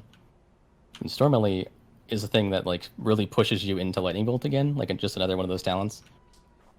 But the benefit of Storm Melee isn't really that good, except for like right now with all the corruption in the BFA, unless you have Primal Elementalist, which gives you like the massive AoE burst. So it's kind of one of those talents that you have to have 2 talents to use, which I haven't really decided if I think that's a good or bad thing. It's just kind of weird having that talent without another talent is like it's a very minor increase for the most part. The other issue with Storm Elemental is that if let's say you have a Warlock, right, and your main city is Infernal, which for us could be Ascendance, and then Storm Elemental could be Dark Soul Mystery or something, right?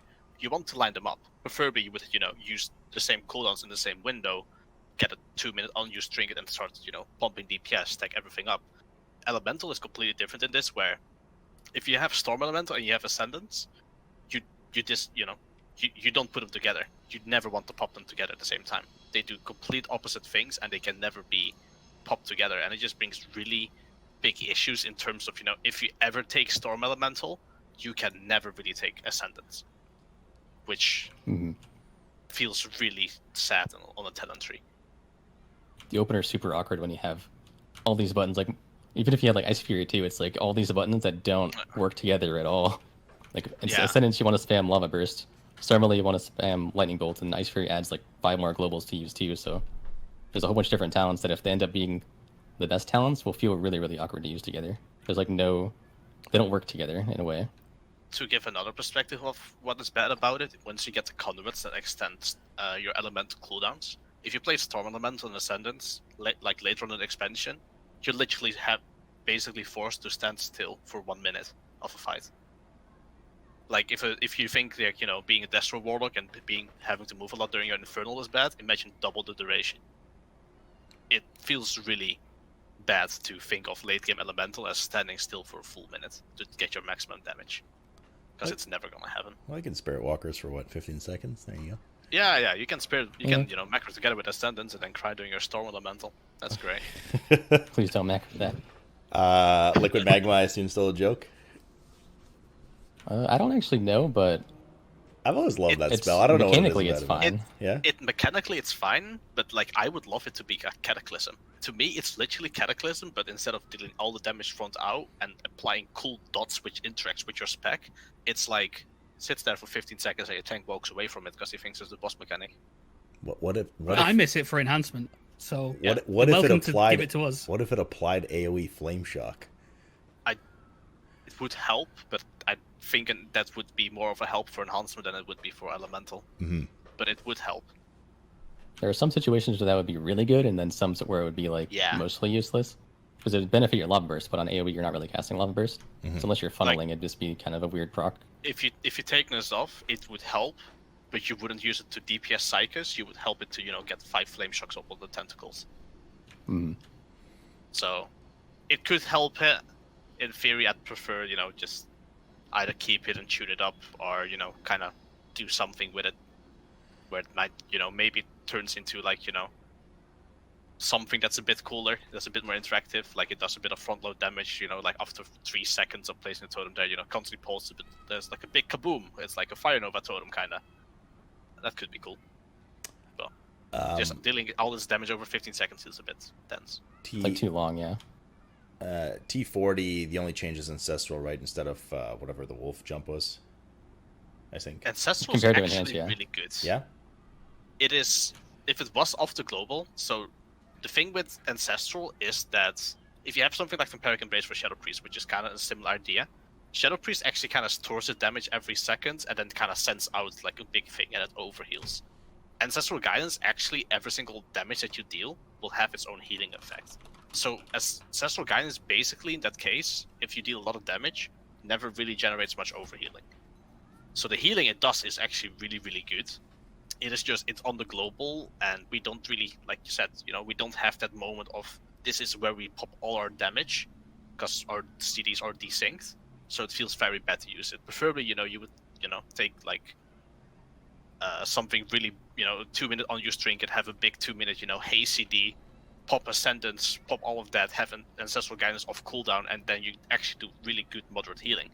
and that would be nice. But right now it's just like, it's a DPS loss to use, so we don't really want to ever use it. Okay. Yeah, so on AoE, Ancestral Guidance is like even better because you're doing more damage. Yeah. But on single target, it can feel super underwhelming because of what Cayna said. We're just not super bursty. So the best way I found to use it in BFA is like super weird. You use Stormkeeper charges and then you heal. You spam Healing Surge because you're doing more numbers than you would if you were DPSing. And that's it. Just like, I don't know if that's good or bad, but it kind of strange feeling. I would like it to be a little better for single target if they could, and obviously remove it off the GCD because it's one of those GCDs that just feels super bad. Every time you press it, you're doing nothing for that full second, and you don't benefit really from it afterwards. You're just healing everybody else. Oh, don't I know about that? would you like to see Ancestral for Enhance instead of the Wolf Jump Wordup? Yes. Okay. I think the Feral Lunges had such niche occasions of being useful, and it's things like Kill Jaden. Then that's kind of it. I think Ancestral Guidance is way more likely to be a reason that you'd want to be used in a raid than Lunges, because it used to be. And it has been in the past. What was that Shaman ability? Oh, sorry, go ahead. But Lunges, people like it. I think it can replace Earth Shield, and Earth Shield can go. But I think Guidance is totally relevant to bring back for Enhance. What was the that ability? I don't know if it was Shaman wide or not. It was a talent where it was basically like a leap forward, like a reverse disengage. Gust of Wind. Gust of Wind. Yes. Gust of Wind. I like that ability. Oh, don't bring that up. Oh. The alley people Everybody are going to loved that. riot. I want it back. Woo. Every yellow shaman, it's like loads for the days that we have Gust of Wind. Maybe they Gust could of Wind, replace but- Earth Shield with it. Wouldn't that be nice? Please. It would be wonderful. Let's continue with our little talent cruise here for Elemental. So the big boy rows, 45 and 50. Naesam. So Surge of Power is like super unique, but it's really hard to utilize and usually isn't very useful. Part of the weird thing about Surge of Power is it only benefits from, it says 6 stacks of Fulmination, but it's actually only Earth Shock, and I'm pretty sure that's intended. So the things like spreading the Flame Shocks, in those cases you're using Earthquake. If there's enough targets to be spreading multiple Flame Shocks in like one little area, you shouldn't really be Earth Shocking.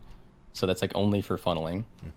The most useful one on that row for PvE is usually the Lightning Bolt overloading, because it gives you more Fulmination. Okay.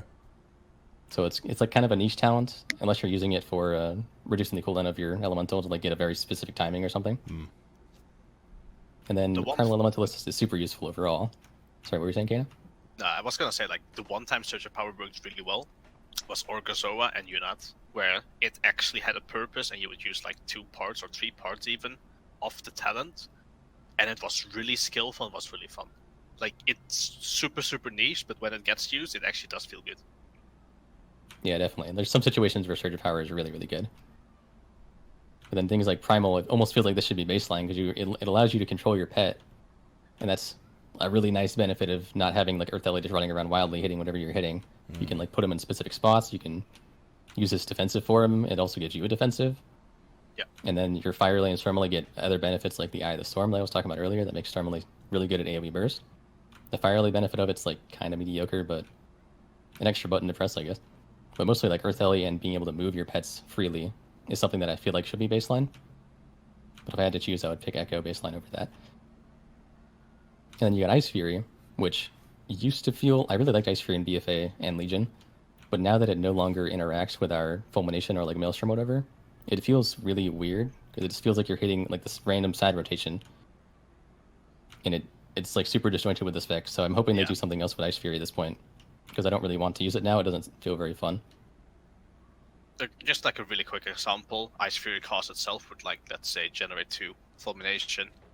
The Overflow would generate 1, and every Frost Shock afterwards can generate 1 as well.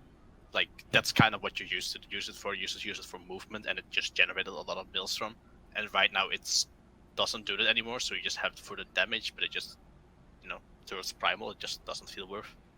Yeah, if they made it generate Fulmination, basically the same thing. If they made it generate Fulmination, I would like to use it a lot more.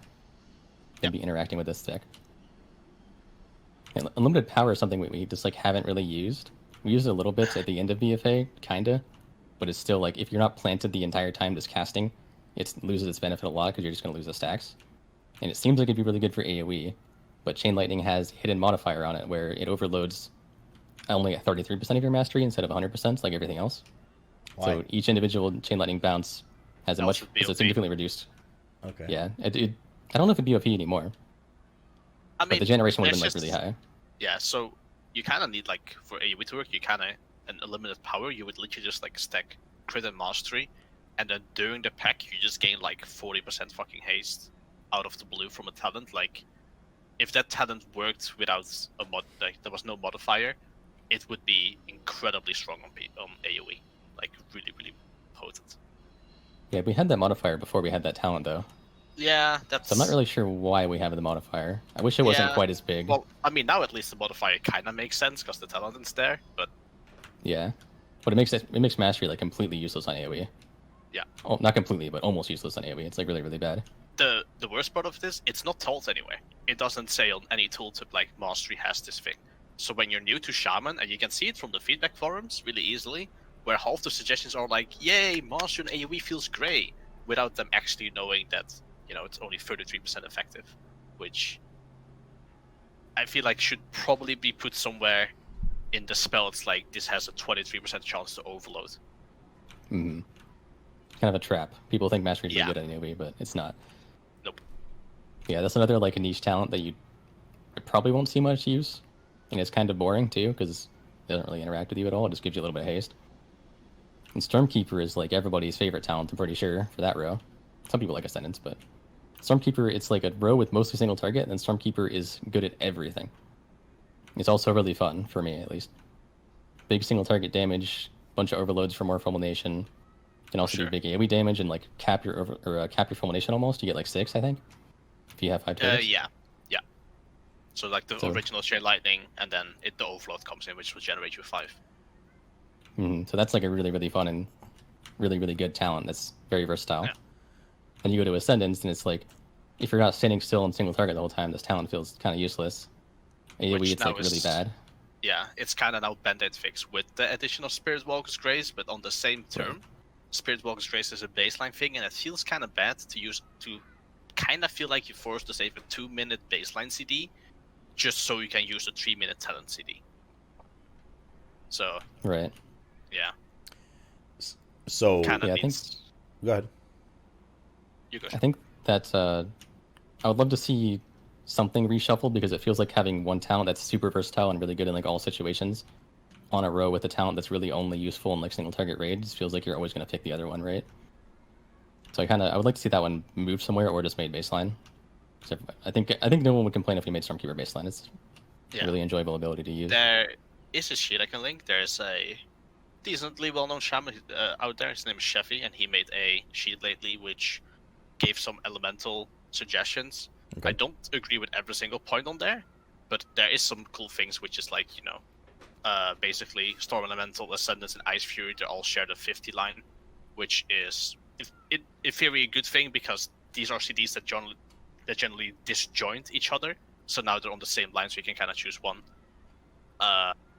There was talents like Lightning Rod that came back, which used to be like back in Warlords Adrenaline was super popular, Legion as well, where it's basically like your Lightning Bolt and Chain Lightning have a chance to set a debuff on something, and then all the damage. So think, you get a debuff on the target, and then you Stormkeeper, and then Chain Lightning. It would be all of like 30% of all the damage would go into that single target, which was like a way of funneling without needing Lightning Bolts. Without needing Flame Shock and Lava Burst, which was great. And then like some small things like, you remember how we touched on Lava Shock being a good trade for funneling? I think that was the easiest possibility of making a really good interactive fun talent that they just kind of didn't do. And then you could easily put that on, almost anywhere in the tree. It would be great. Mm-hmm. So I think that suggestion's really good for putting like the talent that, because those 3 talents are the ones that if you take them together, you just never actually use them together. So I think having them on the same row would be a good idea. So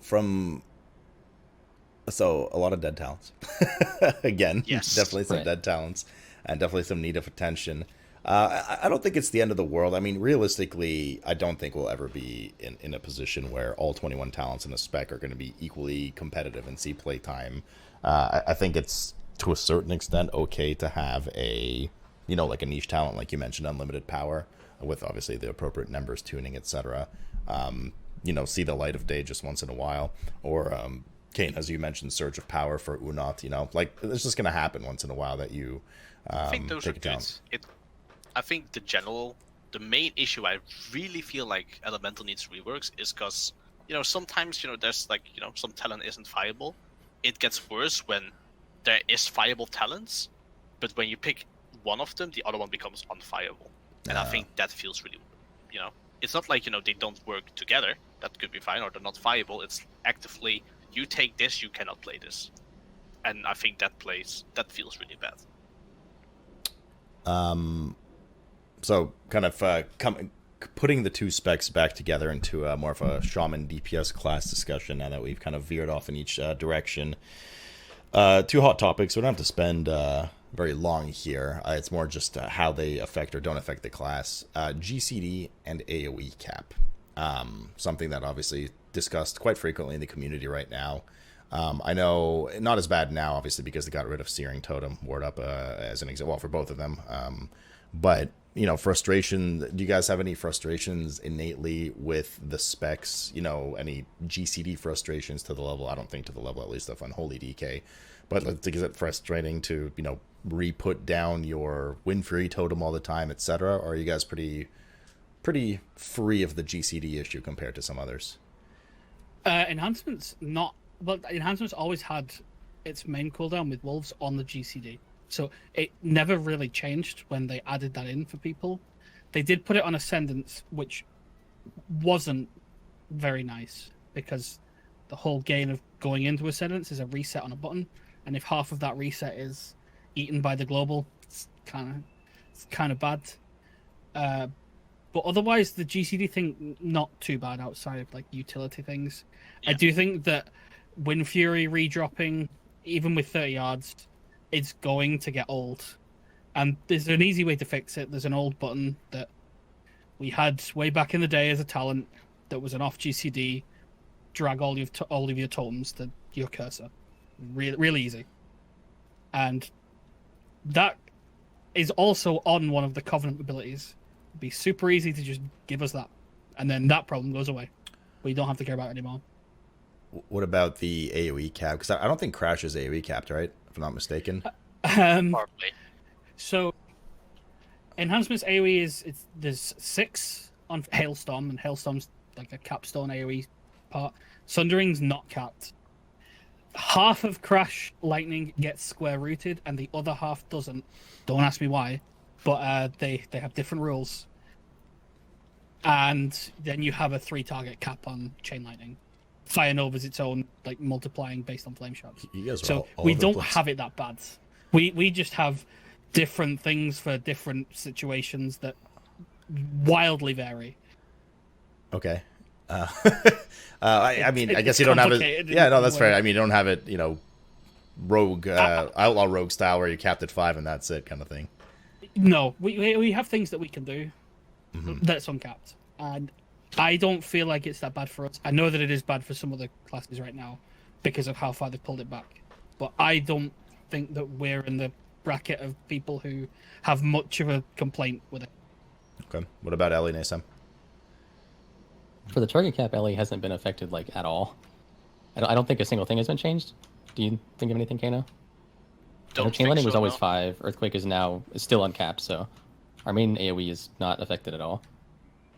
The GCD, the AG we talked about earlier, Ancestral Guidance, is one that would feel a lot better off the GCD as it used to be. And I would say Ascendance as well. Yep. Especially because Resto Ascendance, it does that burst of healing or whatever, so it doesn't feel as bad to hit. But Ellie Ascendance doesn't do anything. I think if you spec into Star Elemental, that should be up to GCD as well, because that is the biggest. I want to start bashing my buttons during this cooldown thing. Yeah, I think that should be as well. Fire Elite isn't as bad, but obviously I'd be more in favor of having it off the GCD than keeping it on, because I just don't like GCDs that don't feel like they do anything. But Ascendance definitely feels worse, and Ancestral Guidance definitely feels worse. So those are like the two big ones for me. Okay. Shaman is in general with this issue, like it's not too impactful. But yeah, it hasn't been affected that much from these two. Yeah. From these two topics. I mean, that's a good thing, but is it a good thing that it has to be a good thing in this world that we live in? You know what I mean? Like that. Well, I think some specs are really suffering from this, and it's kind of like not fair for us to take the limelight from that when it doesn't really. You don't notice it that much, and with totems being on half global, and it's just not. It's not a deal breaker right now. Okay. It's not my focus. It's not the thing I want to fight for right now. Fair enough. Got bigger problems. Not the hill to die on currently. Yeah. Speaking of bigger problems to tackle, let's move along since we're kind of unified again as a general kind of DPS class here. Covenants.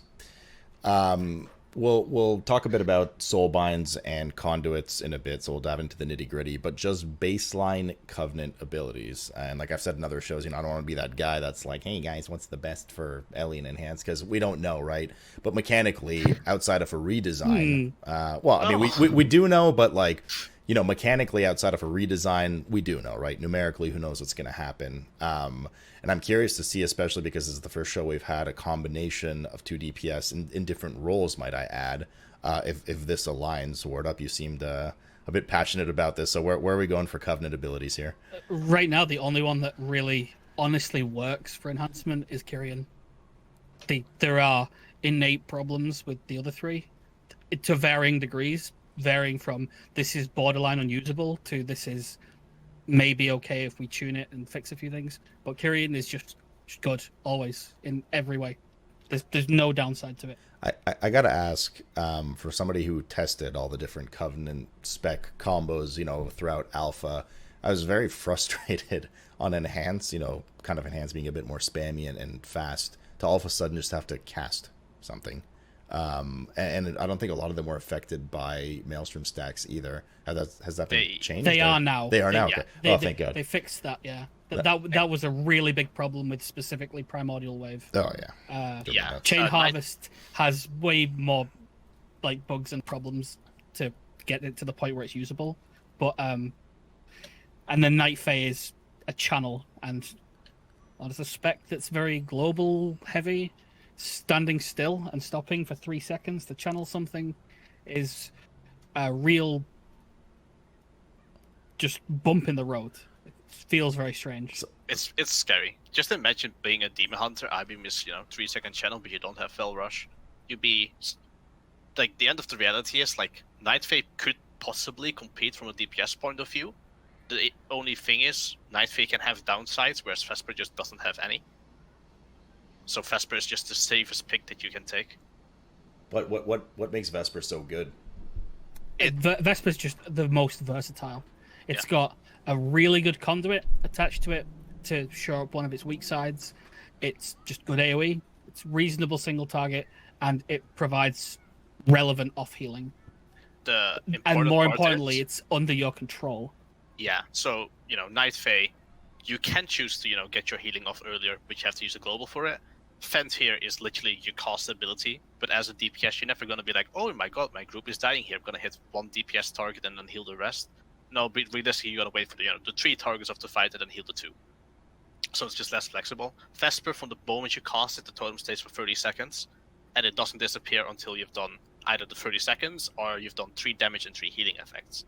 So after your damage effects, you have practically 27 seconds to pop all your healing, and generally within 27 seconds, as we said, it's a downtime spec, you will cast at least a healing stream totem, and genuinely the healing is really, really good on it as well, that if your group is dying, especially in an M+, you can cast a chain heal. And I'm not joking you when I say, if your group is 10% HP, and you have 10 stacks of Maelstrom weapon, and they're all in stacked in Vesper, if you chain heal healing stream totem, your party is probably back to full HP. Like, the healing that we do right now at this point of the expansion with Vesper is just disgusting. I didn't even know it worked on a healing stream totem. It's good to know. Yeah, it does. Naesam? That's the best activation tool, yeah. Yeah. Naesam in the world of Ellie, is it Kyrian time, or? It's pretty similar to Enhance, just like less punishing to take the other ones. Because not being melee, it's like there's no downside to standing still for a couple seconds usually. What you're doing anyway. But it's like, my biggest problem with the Covenants is it feels like it's just 3 different flavors of the same thing. They all do That's what some I AoE said for damage and Shaman. AoE healing. Yeah. It feels like they just copy pasted all their abilities and then just like renamed them slightly different. It's literally It's- a copy pasta, and then It's 3 Vesper's flavors, Crystal. and then there's one that's the odd one out. That's Primordial Wave, which is also completely missing the healing component. So it's 3 flavors of good, and then 1 flavor of. It's kind of weird. Yeah, Even that's the for LA. strawberry flavor. No one likes that. Wait. What? So nothing really changes at all for Ellie from a Covenant ability perspective, regardless that you're a completely different role. It's basically just Kyrian for pretty much the same reasons Wordup stated. Ellie might actually use Primordial Wave. There's no sims yet, so it's hard to tell. But I think there's definitely situations where I could potentially see Ellie using the Primordial Wave because it seems to benefit Ellie a lot more than Enhance. Getting the extra Flame Shock and then hitting Lavaverse with all of those targets. And But I think if you want like one Covenant you pick, like if you're only going to play the one character, I think you'd want to pick Kyrian. It's more versatile. Also to add, if you just want to do flat out AoE, Kieran, benefits that. There's a chance that you not really want to, use Primordial Wave on AoE. If it's like 5 targets, you probably just want to, be chain lightning and earthquaking a lot more. Also, if the DPS is the exact same, you're probably gonna take Kieran anyway because it provides healing, or has a Kieran's chance good. to provide healing. so And just, as a segue as well, the soul binds on Kyrian side are better, just better. Figured. flat out. Yeah, Well, I mean, if you don't like, the Necrolord ones are pretty poor, But- right now. I mean that's okay, right? Because if you don't like Kyrian, you could just go to Necrolord, and if you don't like that, just go back to Kyrian. Like, you just swap it any Yeah. time. It doesn't really matter. So don't worry about it. So don't worry. Yeah, if you picked wrong, just blank slate it. So since you led us there, Wordup, in the world of let's break down. We don't have to get into the soulbind details themselves too much, because those are kind of set across. I mean, obviously they might have different impacts and importances, of course, for different specs and builds, but more so the conduits, and specifically the potency conduits is what we're talking about. Unless you guys had a particular endurance defensive or finesse utility-based conduit that was like really stellar that you guys want to highlight. Let's talk about the potency ones and Wordup since you mentioned it. Why don't we start with the enhance ones? Anything stand out? Anything really good? How are your conduits generally for enhance? I have to start with an endurance one first because it's Sure. the one that's actually probably the most relevant immediately, which is Vital Accretion, Okay. which is using Earth Ellie gives 20% health. So it's a defensive from a button that you otherwise wouldn't be pressing. That's a really, really big deal. And it skills up to 40. And yeah, it's indirectly fixing one of our larger problems of survival by making a button that we don't use now good. For the potency ones, the Kyrian one in particular for Vesper. Nothing for finesse you want to mention? Like anything No. super special? No. That's nothing. We are No, going no, down no, the no. finesse path because the finesse ones are really bad. All right. The Vesper Totem one, Elysian Dirge, is really good because it's affecting both healing and damage. So it's both utility and offense. Really strong. Magma Fist is really strong for single target builds because it's just flat crit on a button that you want to be pressing. It's a high priority and does a lot of damage already. Chill to the Again. Core, Great Cleave one, and the last one is Unleash Lightning, or Focus Lightning, sorry. That could be good, could be bad. But all of those 4 have every chance of being quite strong. And they are fairly well designed. You only had 4. You didn't have. Shouldn't there be? I thought there was 4 baseline per spec plus then the Covenant one, so 5 overall. Maybe there's Yeah, the 5th one is Unruly Winds, which is Wind there we Fury go, yeah. having a chance to get another. It's Which could, in theory, become good, but like the other ones seem just a bit better. yeah, Unruly Winds is just a little bit too undervalued right now because you don't get enough Wind Fury to make that relevant. So 2 unruly. Would you say? They could probably, You know, might say, yeah. they could probably just like very easily add like another thing. It's like you have more chance, they have a chance to trigger a third attack, and every single hit that you do with it does a little bit more damage, and that's a tuning up they can start. They could take. In general, though, I'm kind of happy with enhancement conduits. Like I've seen other spec related ones, and these, there's some situations they actually work into active builds sometimes. I'm very positive about most of it.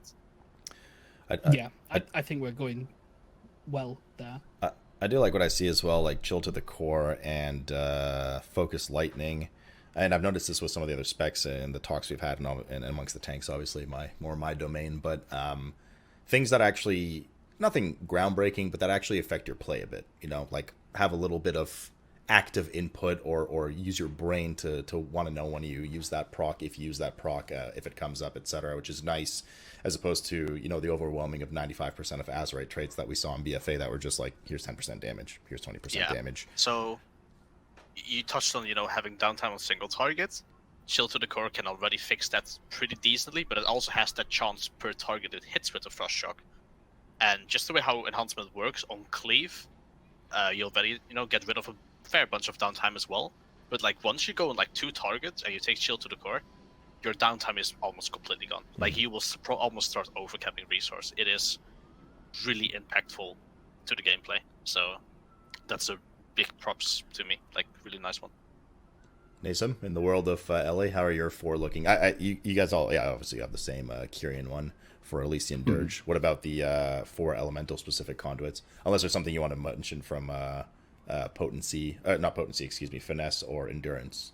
Endurance, I assume, is the same. Oh, there's one thing about the Covenant specific ones that might be more relevant for Ellie. Okay, sure. The Necrolord one has a 20% chance to not incur the cooldown, a primordial wave. And I haven't fully decided how I feel about this. I feel like it's pretty...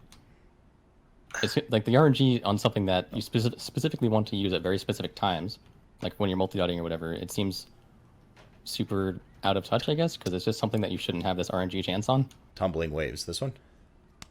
Yeah. Right, yeah, that one. Yeah. I just wanted to mention that. It seems strange to have that RNG on that one, but looking at our... I think that's a really, really poorly designed conduit, honestly. Yes. To put it bluntly. Don't like that one very much. What about the no note on the Venthyr and the Night Fae ones? They're just kind of meh. Venthyr one is exceptionally dull. The Night Fae one is okay. A band-aid fix for an issue, kinda. It's okay. The Night Fae one is just does more damage, casts faster, and Venthyr one is the Venthyr one higher sucks. crit chance.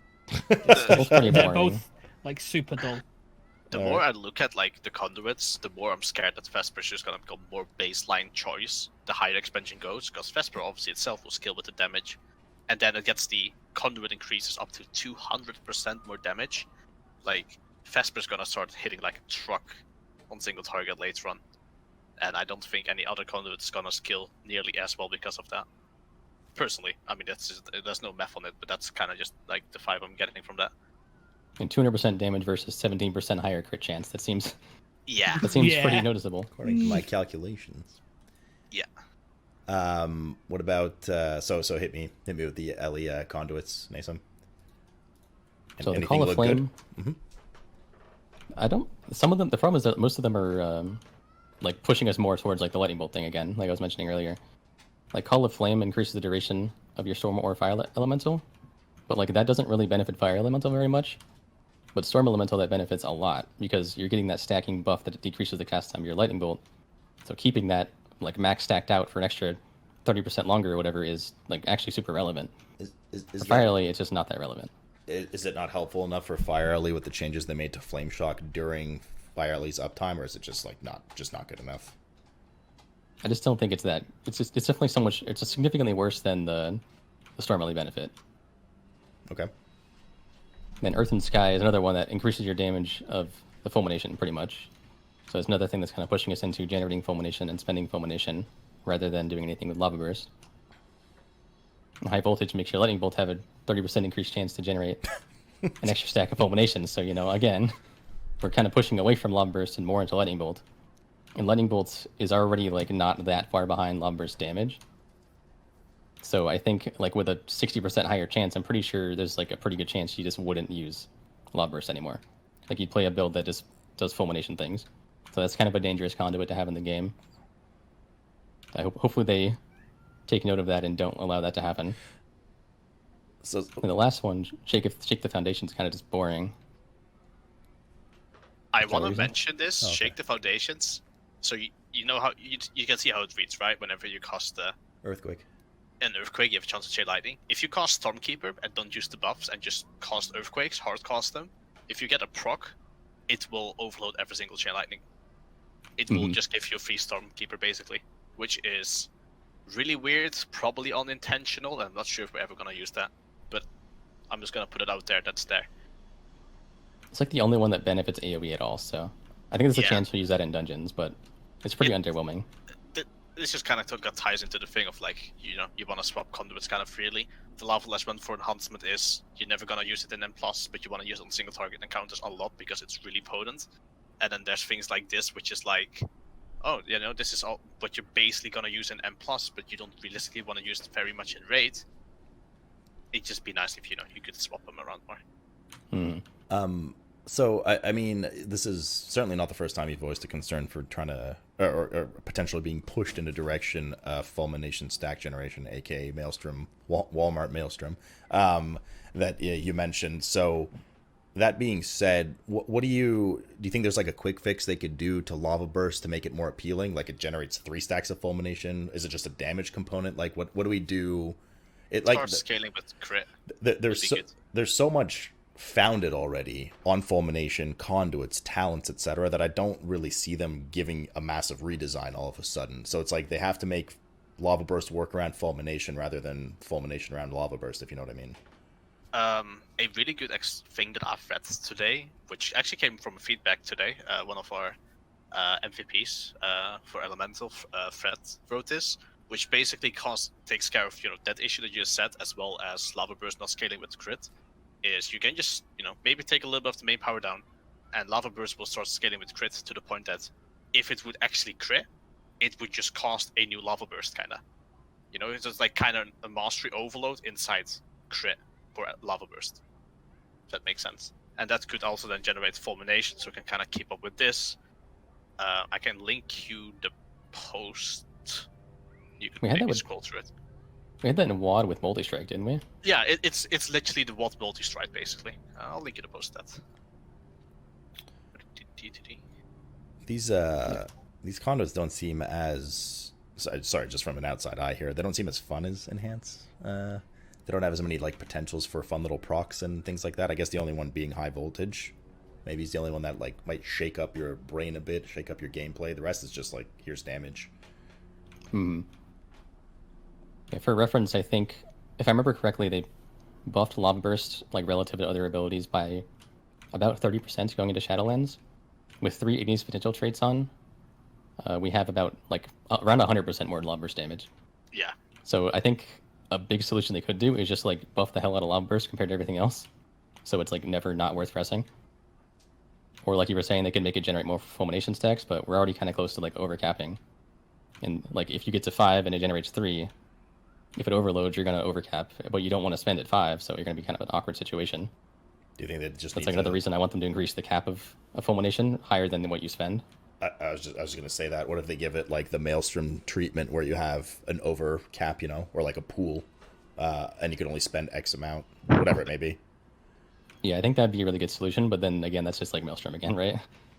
We have 100 Maelstrom to spend 60, so it'd be nice if we could have like 20 Fulmination and spend 10 or something like that.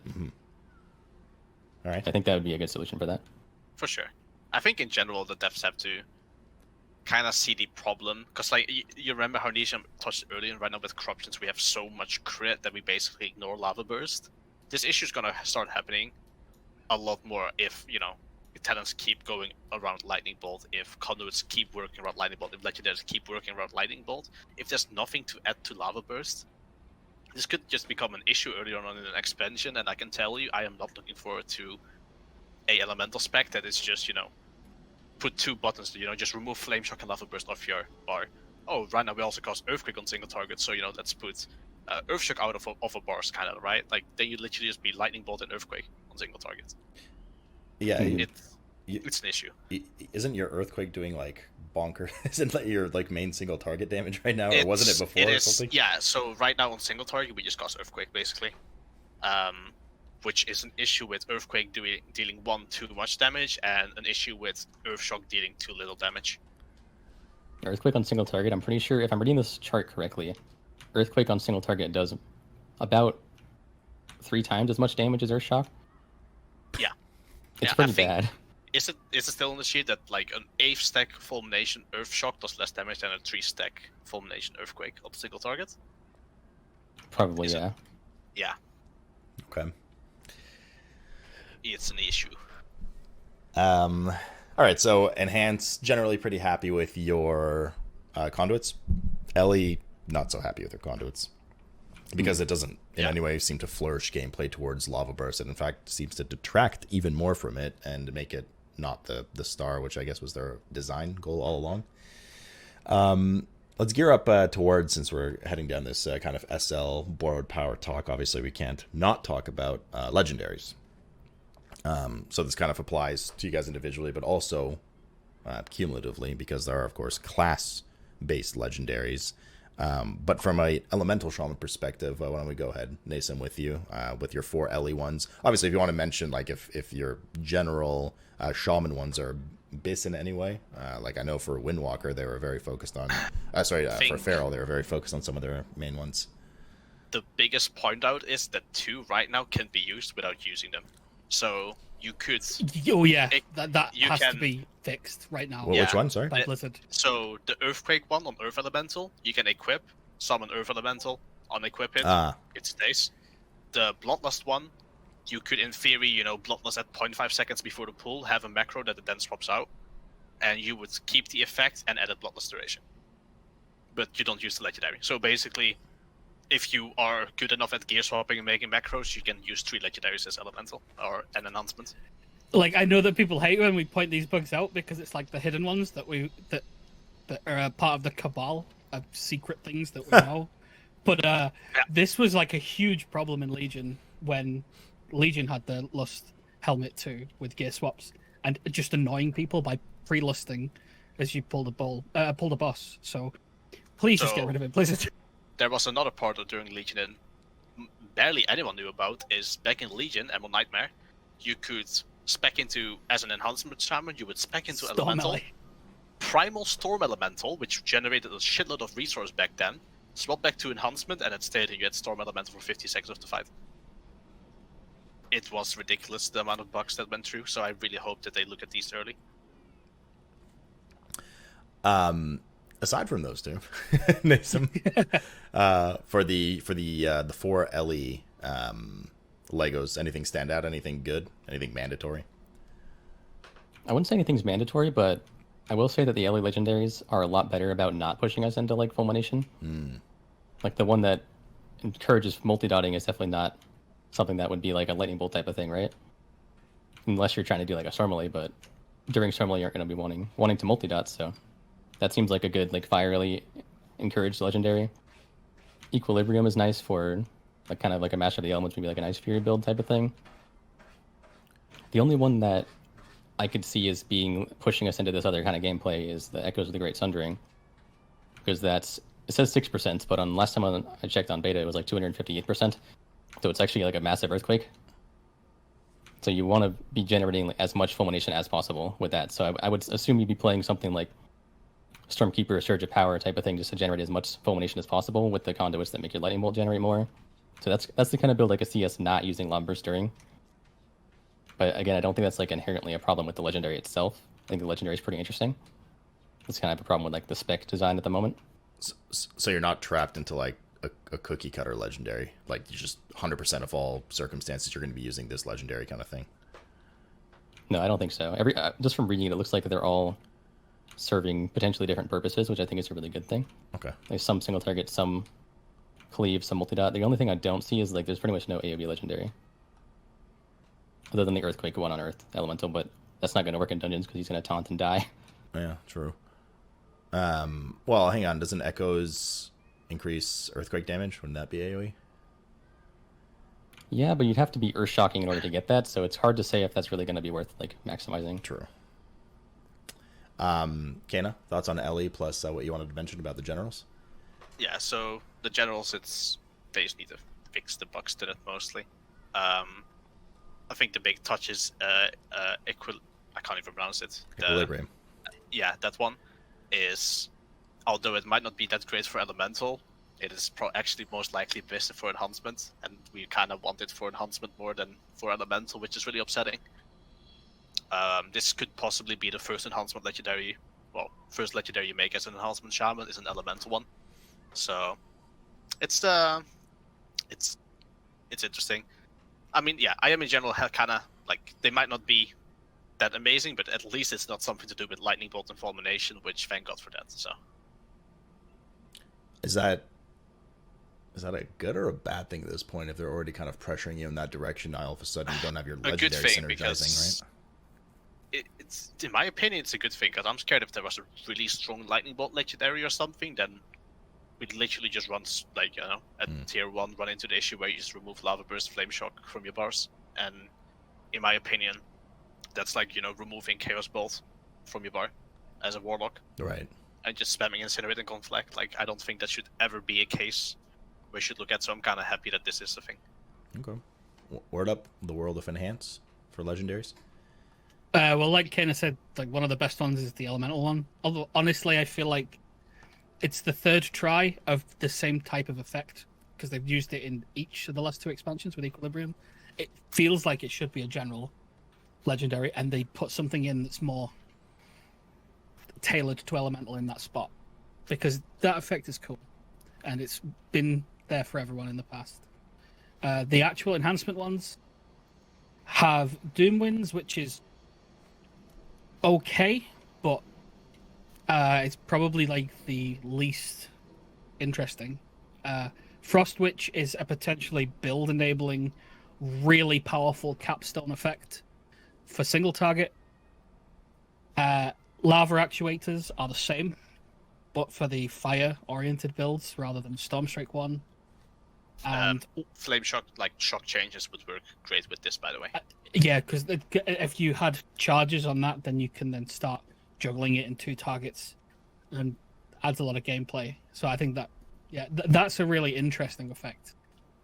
And Wolf Bones is really strong and really versatile.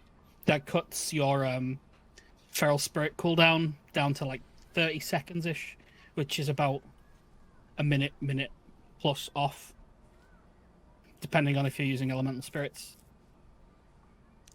So you can roll the bones a bit quicker.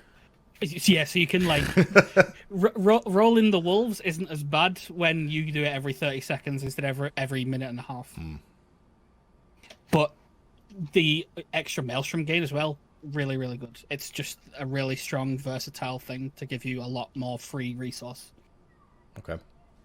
So all of our legendaries I'm kind of happy with. I think they're really, really strong. And they're really, really important to how you play and how you tailor your character, which, if that's the goal for legendaries, that's fine. The generic one's kind of a bit of a... Yeah, the whatever. The 2 you guys didn't mention were your signature ability. Lava Burst, Stormstrike, Riptide has a 5% chance to activate Ascendance for 6 seconds, and casting Chain Heal makes your next Chain Lightning instant cast, and vice versa. Yeah, so the Chain Heal one you're probably just never gonna run. The Chain Heal one is too costly because, for enhancement's point of view, because for enhancement, even though it's instant, it's not got the Maelstrom stacks behind it, so it doesn't heal for much, and vice versa, doesn't do much damage. Yeah. So that kind of kills it, because you are semi-resource locked by that. For the Ascendance ones, I know people like them in Legion, but Ascendance isn't that big of a deal anymore, and it just doesn't... It has nowhere near the smooth impact that the others do for an RNG proc. I just don't like it. Admittedly, knowing how good it is very difficult because it's bugged and doesn't proc from Stormstrike. But it's a bit of an issue with testing. You can't proc it. Yeah, something doesn't work, it's hard to test. So not all of the enhanced legendaries are then overshadowed by Equilibrium from Ellie, are they? No, Cleave, possibly. I think they all have a place, except for possibly Doom Winds right now. Yeah. Do you think they're just going to force Elemental Equilibrium to be Ellie Spec only? Like, it just I think that would be a huge shame if they did. It'd be a big mistake. I am not even kidding you. They should just copy pasta and give Enhancement 5 legendaries and just make it work for Enhancement properly. Because right now it doesn't work with strikes, right? Which is... Yeah. So we can't consume it, for example, with Stormstrike. It wouldn't consume it. Lava Lash wouldn't consume it. The things that can consume it are shocks, lightning bolts, basically that. And it would just be honestly so much fun to play with that legendary's enhancement. Like, it's just unironically that the most fun and engaging legendary for enhancement is an elemental one, and elemental doesn't really want it. I think the other three for enhancement are still very engaging. Oh, I just think that legendary shouldn't go for enhancement. Yeah, and okay. I would rather Sure. they give Ellie something more on top of it rather than take it away as well. I'd rather that it's a case of spread the wealth to them instead because we're using theirs kind of thing. Okay. So now that we've kind of had a relatively deep dive on all the talent changes, but specifically also conduit, soulbinds, and legendaries, at least the starter borrowed power, or the starter, I hate to use borrowed power because, I mean, it is borrowed power, but, you know, I have horrible PTSD flashbacks of corruption, which is just obscenely over the top. We all do. The SL systems, let's say, relating to your classes and specs. Now coming full circle here, we talked about the shortcomings baseline of the core of the specs, which is why we mentioned that early in the show. So things like for Ellie, kind of being forced into this, you know, Maelstrom's gone, Fulmination's back, but we're being forced into Fulmination, but it doesn't make sense because it's taking us away from Lava Burst. And then for Enhance, things like downtime were definitely mentioned as an issue. Gentlemen, do you guys think that these systems that are in place right now, the conduits, the legendaries, do they help fill these gaps in the core issues? Naesam, what do you think? For Ellie, the legendaries like kind of help, but the conduits and stuff make it worse in a lot of ways. And like, just to clarify, that I wouldn't necessarily be against like being in a fulmination kind of thing. The only problem with it is that it gets rid of our one niche right now that they said they wanted to capitalize on, the multi-dot funneling. Like having a fulmination lightning bolt build like takes away from that, and that's not a very useful damage profile.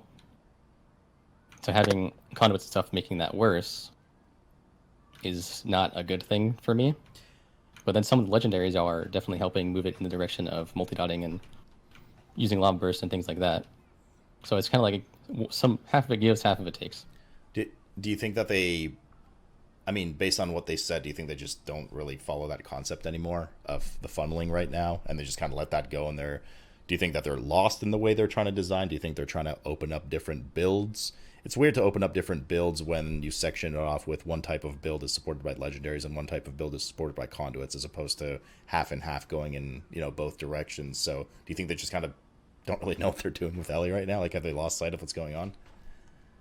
Yeah, I don't want to be like disrespectful, but it kind of feels like they really don't know what they want to do with it. There's a difference between being disrespectful and being critical, right? Like if you lose a sense of which direction that spec is going in, and you're not the first person to say this about their spec, right? Then it's time to, you know, criticize a bit and say, well, what's wrong? Why is this the case? Which is the direction we're really supposed to head in, right? And if you, of all people, right, are lost on which way that is, then there's obviously some lack of synergy here between the builds.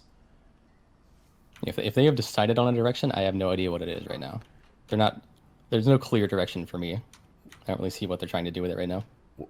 When was the last time you guys were told anything? I guess the post a week ago, in terms of like Ellie changes, Cayna. Like, have you guys been told anything about what they want to do, what they think they should do, what you guys want? I mean, I'm not in the inner circle of theorycraft, so I can't judge on to that regard. But out from all that I know, and I talk a lot with these people, we were all kind of unsure. It's like we all, you know, elemental right now is just, where are we going? Are we going to make a cleave spec, a funnel spec, single target spec, burst spec, AoE spec? The only thing right now that actively makes sense to me about the spec is we have some nice, you know, 1 minute AoE burst with Echoing Shock and Stormkeeper. That's like one thing that to me that makes sense, and anything else is kind of like, maybe they want to go into funneling because we all kind of liked it, but then, you know, the Flame Shock change is kind of negated. So yeah, I feel like we don't have a purpose right now, and it'd be great for them to be like, this is what we're aiming for, and then we could give way more direct feedback on how we could think they can get there. Well, why do you think you ended up in this let's get rid of Maelstrom thing? Do you think that this is version 2 of Legion going, hey, let's add Maelstrom to both of these specs because we're trying to keep the 2 Shaman specs as unified as possible? Worked out great for Ellie then, not so great for Enhancement then. Now we're in Shadowlands, and it's like, well, let's get rid of Maelstrom. It's what Enhancement wants, but we want to make, you know, brother and sister be related as closely as possible. So let's get rid of Maelstrom. for Elemental, or was this like a community push thing where the Elemental community as well was like, yeah, we hate Maelstrom, get rid of it, give us something else? Nah, this was kind of just them being like, we want to remove it for both. I think a lot of people, so like first off, they can make Fulmination basically like 95% like Maelstrom was. AK, stack it up till 10 stacks, both thing consume 6, you're basically back at the exact same product to a degree, right? Sure, you maybe not be able to generate like 25, because 2.5 is basically kind of impossible with this, but you have a very big baseline again. But Maelstrom just flat out worked for Elemental. It didn't need to get removed. Okay, nice one, Eager. Yeah, I didn't see many people not liking Maelstrom. Like, there was a couple, but I think what I saw overall, LE Shamans did like to have Maelstrom more than what we had previously. Okay. I don't think it was a thing that we wanted removed.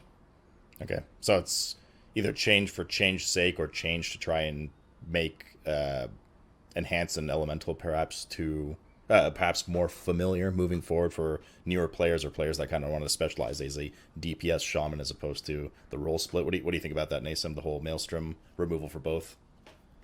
Yeah, I suspect they sorry, like not Naesam, I meant Wordup, but go ahead. Definitely finish your thought now. I was like looking at Wordup, and he was like, and he was about to say something that I said Naesam, I don't know why. But go ahead, Naesam, sorry, I didn't mean to cut you off. Finish your thought, definitely. Yeah, I was just saying, I suspect they really like having the two different DPS specs from the same class, like not having totally different resources, so I think that's kind of why they're doing it like this. Wordup, what do you think? I want to hesitantly say I think that what happened with Ellie is a monkey's paw case where a lot of people, and not the higher end people who play it, who were okay with Elemental. A lot of people would just complain, almost for complaint's sake, that they want the spec to be reworked or improved or made better, or make jokes about the fact that it took till 8.1 to be good. And so the monkey's paw curls and they go, well, we fixed it, we're going to do this big overhaul that does nothing. And okay. It looks like they're doing something big, but it's not. And in some cases, it's negative. That's my interpretation of what happened. And it just so happened to line up with the fact that they needed to overhaul Enhancement. And it had to be a fairly drastic overhaul because the complaints were very difficult to solve. Yeah, I mean, you guys aren't the first crowd to say, like Elemental, for instance, specifically. You know, we had the Feral show last week, and there's oftentimes in the community you just see people go, and obviously people have their own opinions, etc., and some, I don't want to say right or wrong, like an opinion's an opinion, but you definitely see a lot of, for Feral, it was like, oh, just redesign the entire spec, it's awful, just redesign, Feral needs a complete rehaul. And then when you sit down and talk to some of your type guys in the community, TC, long-term players, high-end players, etc., they're like, no, we don't really need a redesign, we just need a bit of utility, you know, these talents are dead, etc. So it seems to be kind of the same case for Ellie, and now you're forced into a change that maybe you didn't really need. Yeah. But Wordup, but onto the enhanced side of things, filling in some of the core issues that we discuss, and I know Cayna even mentioned this as well. Do you feel like these conduits and legendary combos help fill in some of the downtime on the gaps, even the issue with Roll the Spirits, as you said? Are these good additions to the core of the class from SL systems? I think the Shadowlands systems are incredibly powerful. Between the Covenant ability, which I think is very useful, just even from a utility point of view, conduits and legendaries are doing work effectively for free in a lot of cases. The biggest problem is not so much what they do right now when the expansion launches. The pre-patch is going to feel quite bad without them because they're very important until you get them. And 2 years from now, when next expansion rolls around, they're going to be gone. And they are like overwhelmingly important to some of the like identity points of the spec right now. Yeah, that's how strong they are. Just for pre-patch sake, you remember how me and Wordup, we said the AoE for Enhancement feels so smooth right now with Hailstorm. It's basically all kind of unplayable on PTR because you don't get Chain Lightning reduces Crest Lightning CD, so then you start having big gaps. So if you trying to get an opinion on Shaman, bear in mind conduits, legendaries, and levels, they matter a lot to the gameplay. A little too much. That's maybe? I think I would probably say it's maybe going too far right now. Yeah. Like I feel more so that some of those strengths belong more as talents than legendaries and conduits, because talents you always carry with you and you can tailor, whereas those things are a little bit more specific.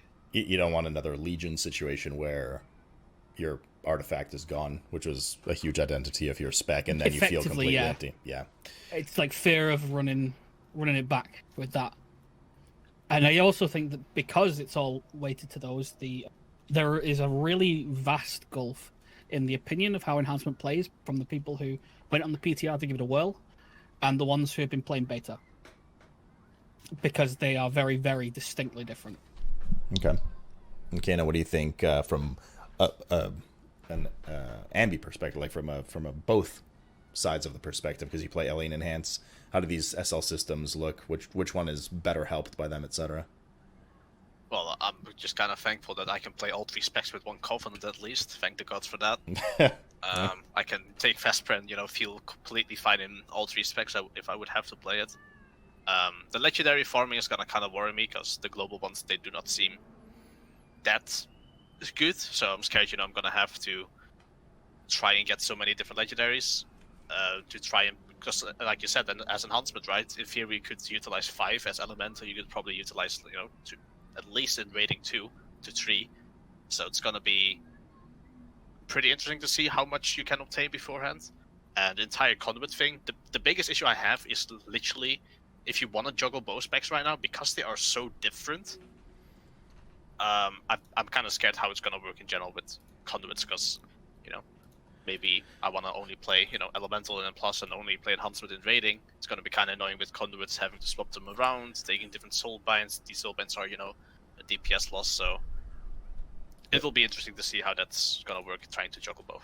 There is a fundamental flaw. Well, there's a lot of them pointed out, and actually you guys are a good test group for this in terms of discussion. A fundamental flaw with the whole 1 week lockout on the conduit thing versus Blizzard's intent, right? Blizzard's intent is that you can kind of set it and forget it in different trees, and if you want to go between different roles like ranged and melee in this case, then you can have some different trees that abide to it. Problem is your DPS in the first place.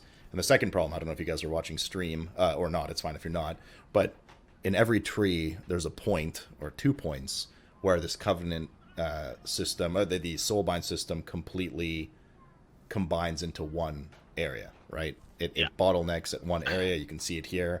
I have a potency slot right now that I'm showing. So if little Cayna wants to play, enhancement on day 1, and he slots an enhancement potency conduit in there, you're kind of screwed for the remaining 7 days. Yeah.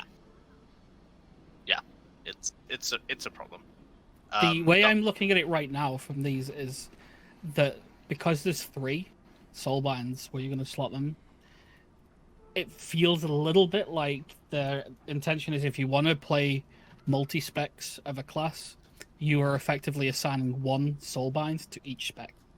Unless you're Druid, at which point, sorry, that's your problem, in like Blizzard's case.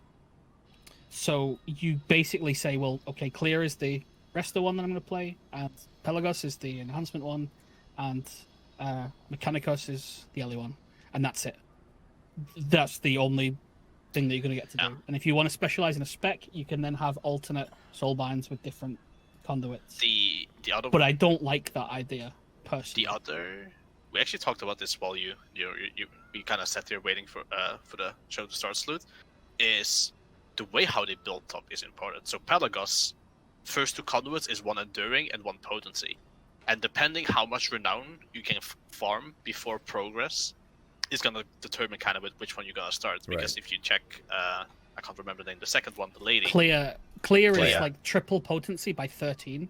Pelagos takes till 24 to get 2 potency. That's an enormous time gap difference. But, and like we said, how important the conduits are for enhancement, that's scary. Depending how often you get them. True. At least you can no jokingly free swap soulbinds right at any time. I suppose the one saving grace, though it's annoying that you're forced this way, is that this kind of bottleneck where there is 1 potency slot. Which spec do you go? You just throw in your Kyrian one right in there, and then it technically affects all 3. So that's the clever solution to an unnecessary problem, I suppose, is a good way to put it. Yeah, Yep. Which is the fact that the problem is unnecessary is, I think, the main right. That's takeaway. kind of the bigger issue here. So we've kind of reached a nice summary, a nice in-depth summary of your guys' DPS shaman situation. So it's time to kind of take a step back again and look at some of the bigger meta issues that surround us. Some of it we've touched on, which is community perception, especially in BFA. Elemental seems that they were horribly misrepresented when they really shouldn't have been, because they had some great relative power. It seems utility is definitely a sore spot for everything. But it seems like part of the issue, is not the first time I've heard it, having these shows now, is lack of class communication on Blizzard's part. I think that it's safe to say, at least for me, having been through so many different beta alpha cycles, their communication throughout this beta alpha cycle has been exceptional, has been great on the systems front, right, on the changes front. But unfortunately a bit lacking in some communities' opinions for specs and classes. Given, for instance, with Naesam has absolutely no idea where Elemental is going right now. Which direction are we going in? I assume something that would help is maybe having kind of a dev water cooler thing, or what are your guys' thoughts on that you're kind of left in the dark sometimes in terms of the direction in which the class is going, or the spec is going? In this case, maybe more so Elemental, I guess. Enhance is going in a direction right now, but what do you think, Naesam? Like at the beginning, they were actually pretty good about like laying out what they wanted to do with Elemental. Like that initial Shadowlands post, they kind of like briefly went over every class and like their goal or whatever. It was kind of confusing when they said they wanted to be like cooldown management or whatever the exact quote was.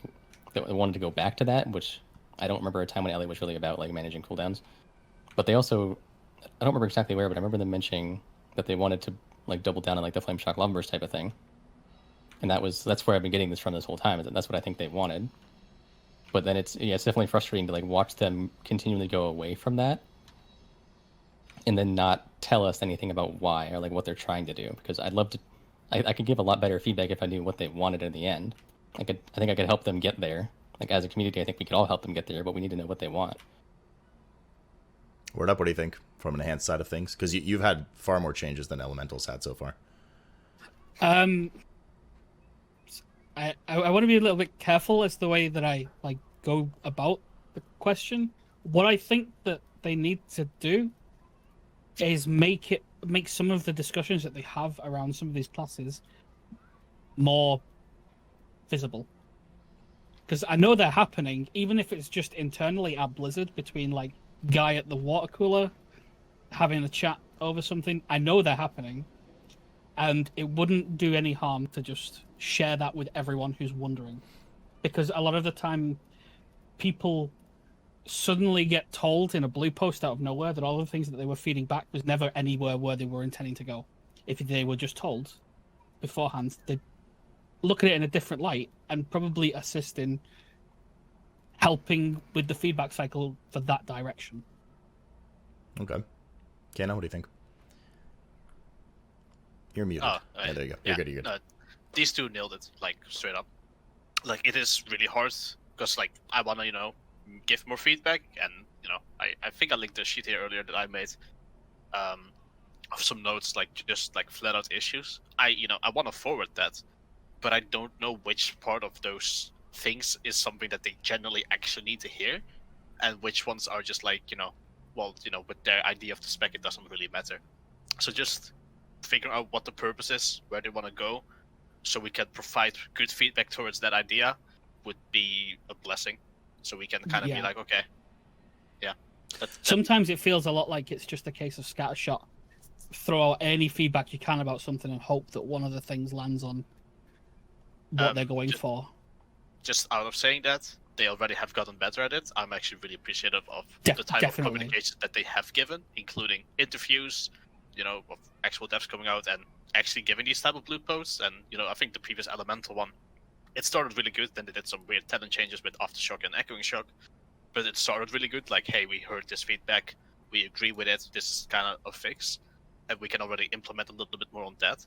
But, yeah, I am thankful for, them communicating more, but it still can be better.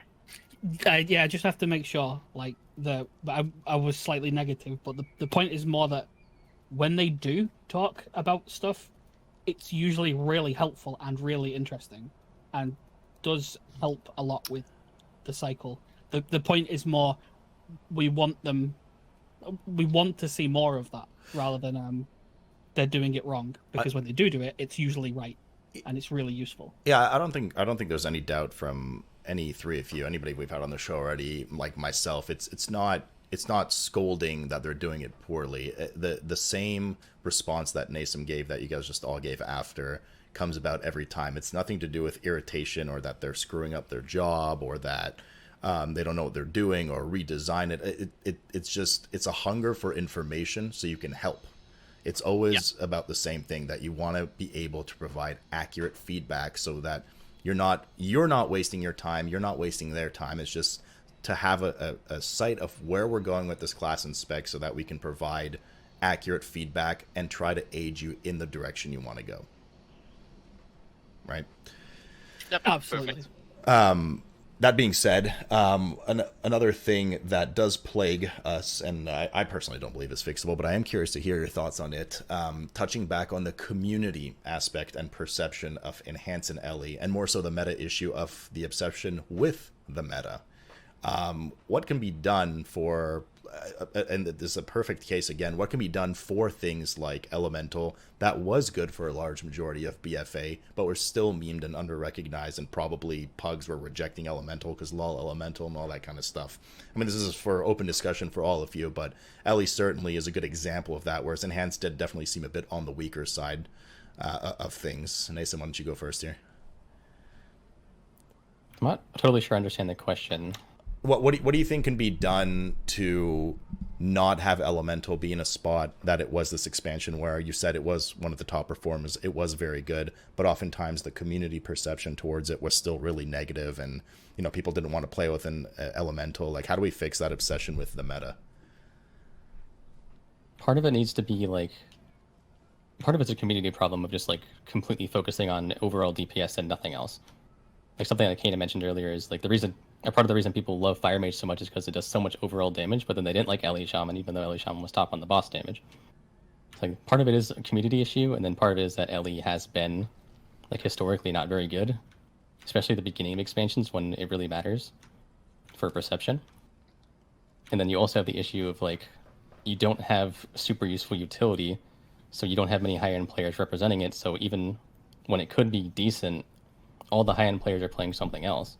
So it ends up looking a lot worse because you're comparing high-end players that are playing Hunter and Mage and stuff to the middle of the pack players playing Ellie.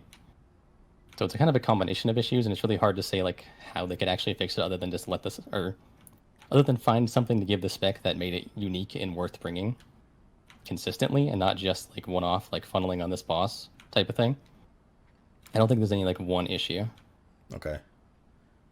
What do you think? Performance-wise, I think that's true that especially the volume of players playing it, if it starts out bad, the curve of what people see based on the quality of the player playing it or their experience is wildly different. And I think that's really difficult to actually fix, because it's going to depend on how popular the class is, how invested the players playing it are, and what people are looking at. Because when you look at ranks or logs or whatever that a lot of people judge from, if you've got 1,000 BM hunters, there's a pretty smooth curve from the guy who's 1 to the guy who's 100, because it's slowly evening out. Whereas if you've got 100 or 50 or 10 Ellie Shaman, as it goes down, that jump is going to be really drastic between each one, how well they played between the guy at the top and the guy halfway down. And those things is just, ultimately it's down to population, I think, and you can't innately fix that. People need to just maybe take logs with a little bit more of a grain of salt than immediately read the top and go, right, okay, bam. Right. Cayna? So it's a little bit dear to me because I am, out of the 4 or 5 years I've done World First Raiding, I know how hard it is to actually, as a Shaman main, to actually get inside that raid. A really big issue is obviously at the end of the day for enhancements, it needed to be top DPS or it wouldn't be brought because utility was lacking. So adding some decent baseline utilities, as we talked about earlier, AG and Windrush Totem, baseline for both, maybe talents to enhance onto it, would already be a step. So, you know, you can bring those baseline uses, which is great. The funneling, you know, looking less at the DPS meter, more at like what it does. You know, Orgozoa, I was 4 or 5% above anyone else on the boss damage. You know, the boss push was one of the most important things. You know, Ellie really did great on that fight, but people didn't think it was good because you went top DPS, which is an issue. And then there's also this thing which is like, how do you say it? I kind of lost my train of thought on it almost. Oh yeah, right. So people in Limit and people in Echo, they all stream, but because of the world first viability, not a lot of people play it, right? There's not that many people outside of Future out of my head that stream in like the top 20. BDG obviously is there, Naesam does it, but that's like one guy out of maybe there's like 50 streamers in like the number 1 and number 2 guild, and I guess with Peace is number 3 as well now. And then like for the remaining 3 to 50, there's like very few people that actually stream that are way capable of playing that spec, because it's not a world first push. Like I can say very easily, if I think Shaman is good, I'm probably going to be able to play it in the future to quite good degree, and that would already help. But there's like so many people at the top end, like the 1, 2, 3 that actually stream, that can't really play Shaman because world first it might not be viable. But when you look at N'Zoth, I can see you nodding by the way. When you look at N'Zoth, it's like Fetchrock, yes, brought a Ellie Shaman. It played, right? It rolled 4th kill, had an Ellie Shaman. Barely anyone knows that, because that's people that don't really actively stream, and they don't get that community perception out that well. Yeah, I actually think that's a really good point. It's just very word of mouth, man, right? It travels, yeah. And what you see, absolutely, and that's the big thing. And Blizzard's got it tough because from their perspective, the only way they can really change that kind of community perception is to allow certain specs and classes to run rampantly overpowered for a long time, right? Footnote, protection warriors in BFA, because you need to grab attention for a while so that people go, oh my god, all of a sudden everyone's bringing world first Ellie Shaman and Enhanced Shaman, like what's going on, right? And that takes a while to shove in people's minds. Wordup, no? I know, I agree with that. Like they need like right now, the way that the community operates, they need like a glory moment where everyone suddenly realizes that spec still exists. Imperator right? Margok. Like, yeah, it's just an immediate like light bulb moment where everyone goes, whoa, hey, I forgot about those.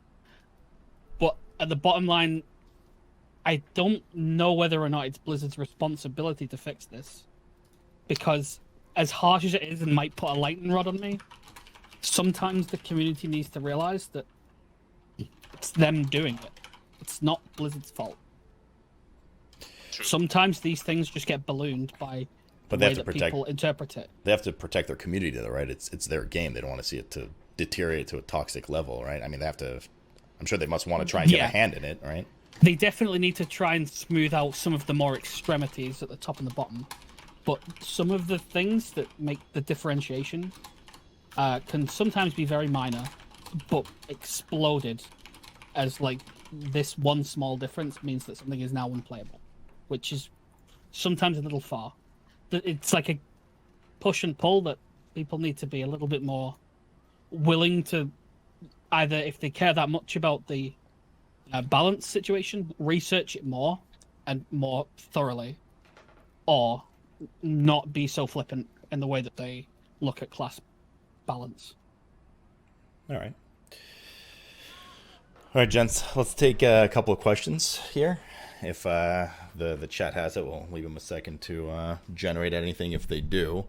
Otherwise, the only thing, just kind of final thoughts here from me. The only thing we didn't actively touch on, because I said we'll get to it later, then we ended up kind of indirectly touching on a lot, was the kind of the jokes, but understandable jokes about why it took months to give multiple hundreds of % buffs to some spells, and where that mark was really like, why does it take so long from Blizzard? Do you think that was a failure in community feedback from you guys, from some of the TC guys? Did you guys not say that Lava Burst is underperforming, or was it just like, oh yeah, thanks for the feedback, Naesam, for the Lava Burst stuff. We'll get to it, when we can, in 200 to 400 business days from now.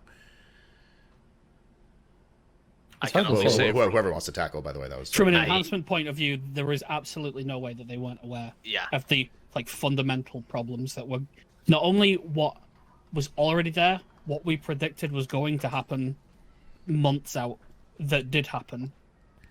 They were aware, whether or not they took it seriously, or whether or not it was feasible to fix it, because there was a lot of moving parts to do that, is a separate question. And I would err on the side of giving them credit that it was just too much to have to change in too short of a period. Okay. And sometimes that can just happen in the snowball of getting a beta alpha cycle. I do not envy the workload that the class balance and design dudes have. Like, I feel like they have so much on their plate at all times. It's like a never-ending list of...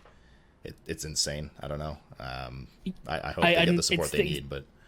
It's the same when you look at, like... I personally can't code, but when you look at people or speak to people who do, they say they change one thing and then everything else breaks. Mm-hmm. That can happen with classes really, really quickly. You change one damage number and suddenly now it's altered the entire priority in the rotation, and now talents aren't important anymore, and that's a lot of moving parts. Yeah. It's very easy to say, well, just buff this button. Sometimes it's actually way more complicated than that. Okay. All right, so we'll start off here real quick. Chat again. There's no way we're gonna be able to get through all these. We're already running quite OT. It's been a long discussion, so I'm sure these guys want to relax a bit. But we'll answer a few. Please don't ask anything that's been asked already or answered already, because once they're in the VOD, you can check it out. But that being said, Wordup, what are your thoughts on Hot Hand? And also, I'll just combine into another one. You also said that Fire Nova didn't work. I don't play Shaman. What doesn't work about it? What do you think needs to change? I think Hot Hand's fine. I think they've actually actively improved it. It's basically like a mini Ascendance that procs for a fire build. I like it personally. The cooldown reduction, like math-wise, is dead on. Like, it's a perfect fractal. And it works even better with certain legendaries. It's just a good talent. Sits well. The alternatives on the row, not so good. But that one, I do like. Fire Nova is really simple. If you can't spread Flame Shock, it's not going to work. It can't be built on tab Flame Shocking or anything, because that's not realistic gameplay. It's way too easy to fail, and it's got a lot of downsides. It's going to kill it, especially when it's competing with Hailstorm that's easy to just play. Okay. What do you guys think, open-ended here, Blizzard needs to do to make imbues feel more important or have choice? Any specific imbues you guys want back? Cataclysm system. Frostbrand. I want the Unleash thing. Like, I think that's what Cayna was getting that at. Too. Being able to, like, use the imbue for something specific, depending on what imbue you have, is super nice. Cataclysm was basically 4 imbues. For announcement, you would, proc 2 with them.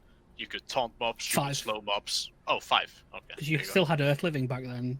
Oh, yeah. True. Not that you used it. Yeah. But yeah. Like, you could make choices. You could taunt a mob, you could slow a mob. And they were situational. 99% of the time, you wouldn't use it because it's incorrect. But for that one case, you could. That would separate a good player. And just like sometimes there was this small situation where you could, like as an Enhancement Shaman, the guy was running away, book, slow him. Like, it was just great. Just now the iteration is boring. I think it was a missed opportunity when they brought imbues back to not put Unleash back in, because I think Unleash was a good, solid button that was versatile for different content types, which is the important part. Because there are PvPers who are now quite annoyed with some of these changes, because what they lost is relevant, and there's no replacement. And imbues right now might as well just be passives, specifically just for enhancement, because they don't do anything right now. Enhancements can be kind of really easy right now. Actually, just adding Frostbrand back, even if it's a PvP talent, I personally think it should just be based on there. It would help PvP Shamans a lot to be able to stick to targets, because it's hard right now. Even with Frost Shock, it has a CD, it can be dispelled, and you just zoom gone. Thoughts on your respective masteries, Naesam? Like, any need for improvement? Are they good? Do they need to be redesigned? LA Shaman Mastery has like this inherent problem of the benefit you get is that you generate more resources, and then the thing you spend that resource on does not benefit from mastery. So the more mastery you have, the less you're using abilities that benefit from mastery. So it's this big negative feedback loop. So I think it's also vice versa. because you get more procs that generate the damage, you actually don't want to use spenders because they don't proc and generate damage. Yeah, so it just like the more mastery you have, the worse mastery feels. So I think they need to like do some sort of redesign to it. I'm not sure exactly what, but what's happening right now isn't really working. It already got band-aid fixed a couple of times during Nighthold back in Legion. We would be able to hit the mastery cap where basically everything was spell overloaded, which Blizzard wasn't happy to because we hit a hard cap. It's literally hard cap, right? Like progress of tier 2. So they had to nerf the gains, and then you got this overlapping issue where you spend, but you generate, but your spenders don't get buffs and stuff. So now it's just worked against together, and now basically any piece for Elemental that has Master on it is just like, go away.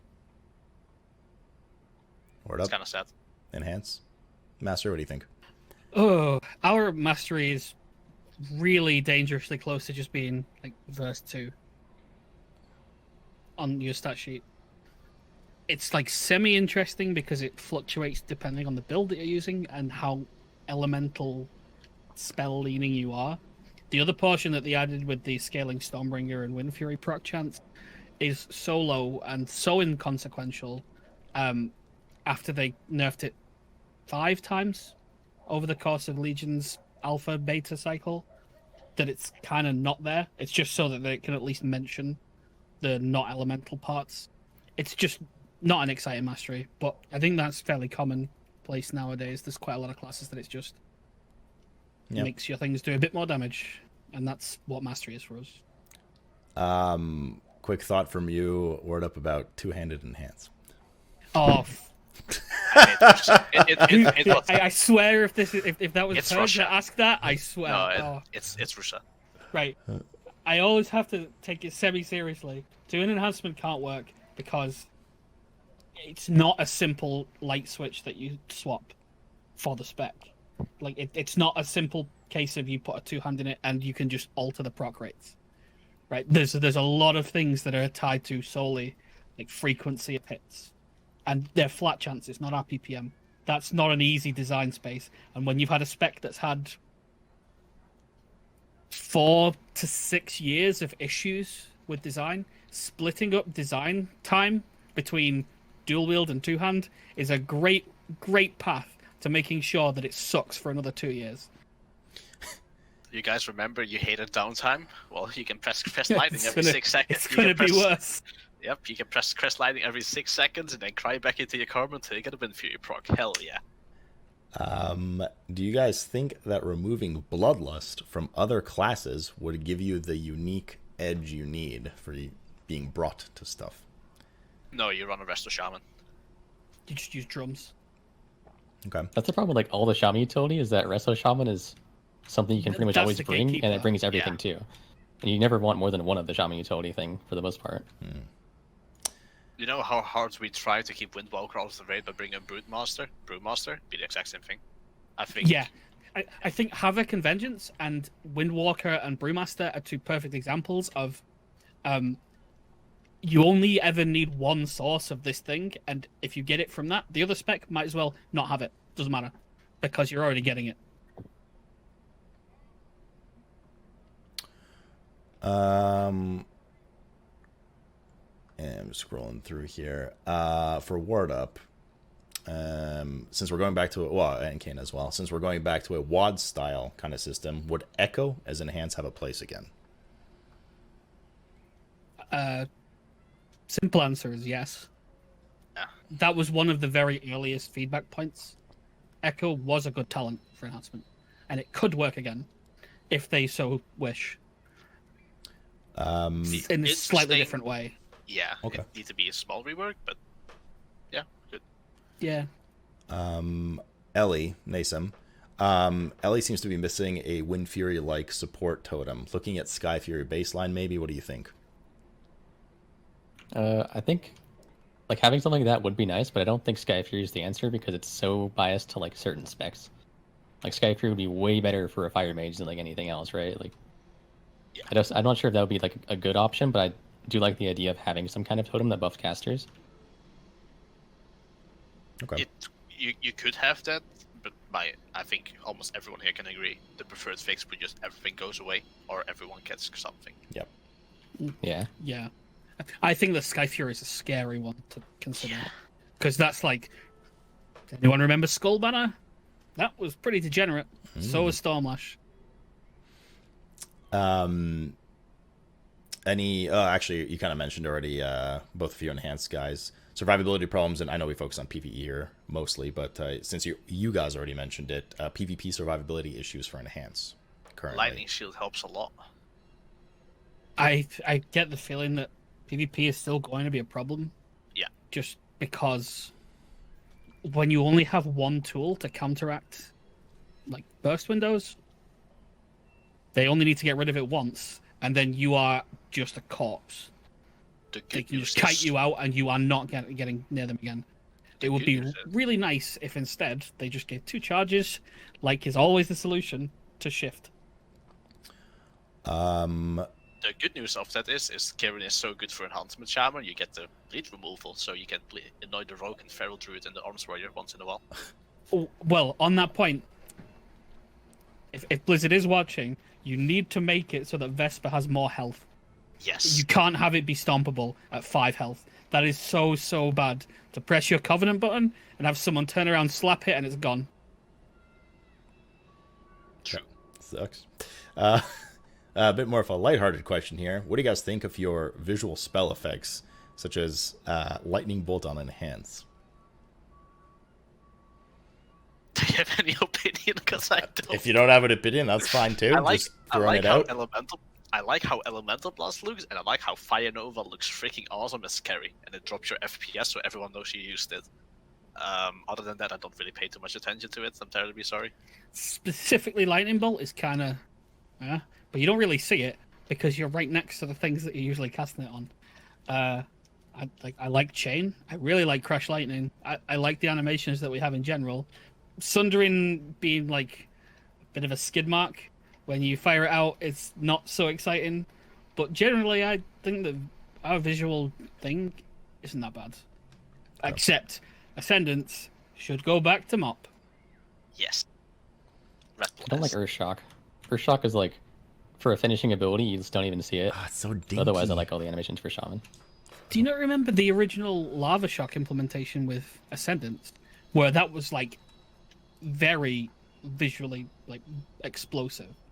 And then they just went. They never used it again. What a shame. Concept here. I actually wanted to ask this during the show. Is just, do you guys think that they should add legendary effects baseline and have legendaries just enhance your baseline effects, or do you like that legendaries can give you a new play style on their own? I think that should be tier sets. What do you, which part of it? So like, and allowing maybe different builds every couple of tiers. I think tier sets did that great. And better because you replace them the next tier and then they could maybe try something new again. I would rather have a very complete kit of a spec that could in theory do everything and legendaries enhance onto it. And I think if they want to try new things here and there to try and swap a build, I think they could use tier sets for that. You guys? Remaining 2? I just think that legendaries having that much agency over what you're picking is gonna be annoying at some points. And also, moreover, it's going to lead into wasted dev time next expansion where you have to pick the ones that were really important that you drag over to be baselined. Or let them die and then the spec is in trouble again. I think you have to be really careful attributing that much to legendaries. Yeah, I agree with that. Because, like, the legendary allowing for some totally different thing to come up makes it really hard to see the future and tune around that kind of thing happening when it's like something that's totally separate from what the spec currently has. Okay. Last 2 questions because we all gotta get food and stuff. Tego, you're being toxic. Do you think that feral spirits will ever receive the healing that they had in Warlords, and why was it removed in the first place? Don't care. It's not something. I feel like that's mostly, something relating to PvP. I like know that PvPers like it. From a PvE perspective, I never really care too much about it. I'd rather just have them do more damage. Okay. I don't see there was any reason to remove it, personally, but I don't feel like it's that impactful for raid content and for Mythic Plus to an extent, because the amount of healing it was going to do isn't going to change whether or not you get one shot, which is the main reason that Enhancement struggles. But for PvP and for open world stuff, there's no harm for it to exist, which is the kind of just a question mark as to why not just leave it in. All right. The only reason that I assume it is because it's extra combat log bloat, which we already cause a lot of. Final question. If we lived in a magical world where you could choose whatever you wanted in terms of covenant without any player power restriction, which covenant would be your go-to, thematically speaking? Does that include utility things are gone? Like No, literally just like from like a fantasy, it's cool, etc. perspective. I want to be a furry. No, of course you do. Say Night Fae, probably. I think Night Fae's got the most visually like impactful thing. Okay. I was forced to say this, by the way, just so you know. Where are you now? Okay. Keep that in mind. Like I would like them to implement more of those animation styles as like a mage tower thing that impacts everyone's main spells. And Night Fae would be the one where it's the most like tangible big change. True. Kyrian second, and the other two, take it or leave it. All right, gents. It's been a while. This is certainly by far along the show. I think that was a good 3H right there. So thanks for sticking it by. We always end these things though with, if you have any parting thoughts, completely open-ended. Could be anything we discussed within the realm of your spec. Cayna, why don't we start with you? Love what you've done with Enhancement. Great job. Please communicate what your intentions are with Elemental, and we'll provide as much feedback for you as possible. So far, though, Enhancement great. Elemental can use editing. Will help as much as we can. Join the Earthshrine Discord if you have any questions regarding Shaman. Naesam? What Cayna said, plus a big shout out to the Stormers and Lava guys for getting all these spreadsheets and stuff out and really helping out with all the information and giving feedback. And by the way, if you guys want to share any info, you're more than welcome to paste it in chat or give it to me, and I'll paste it in chat for anyone looking for any specifics. If you want, there's like no pressure. Wordup? Well, first, like, thanks for having us on to actually talk about it, because sometimes the spec just never gets anything, like public-wise. Second, please, to Blizzard, don't think that the job is finished yet. Like, we're totally willing to have endless conversations about it. Does need a little bit more right now to like cap it off, because it could go from being a potentially good spec to an amazing spec that will be remembered as a really good one, and that's how close it is right now, like 80% there.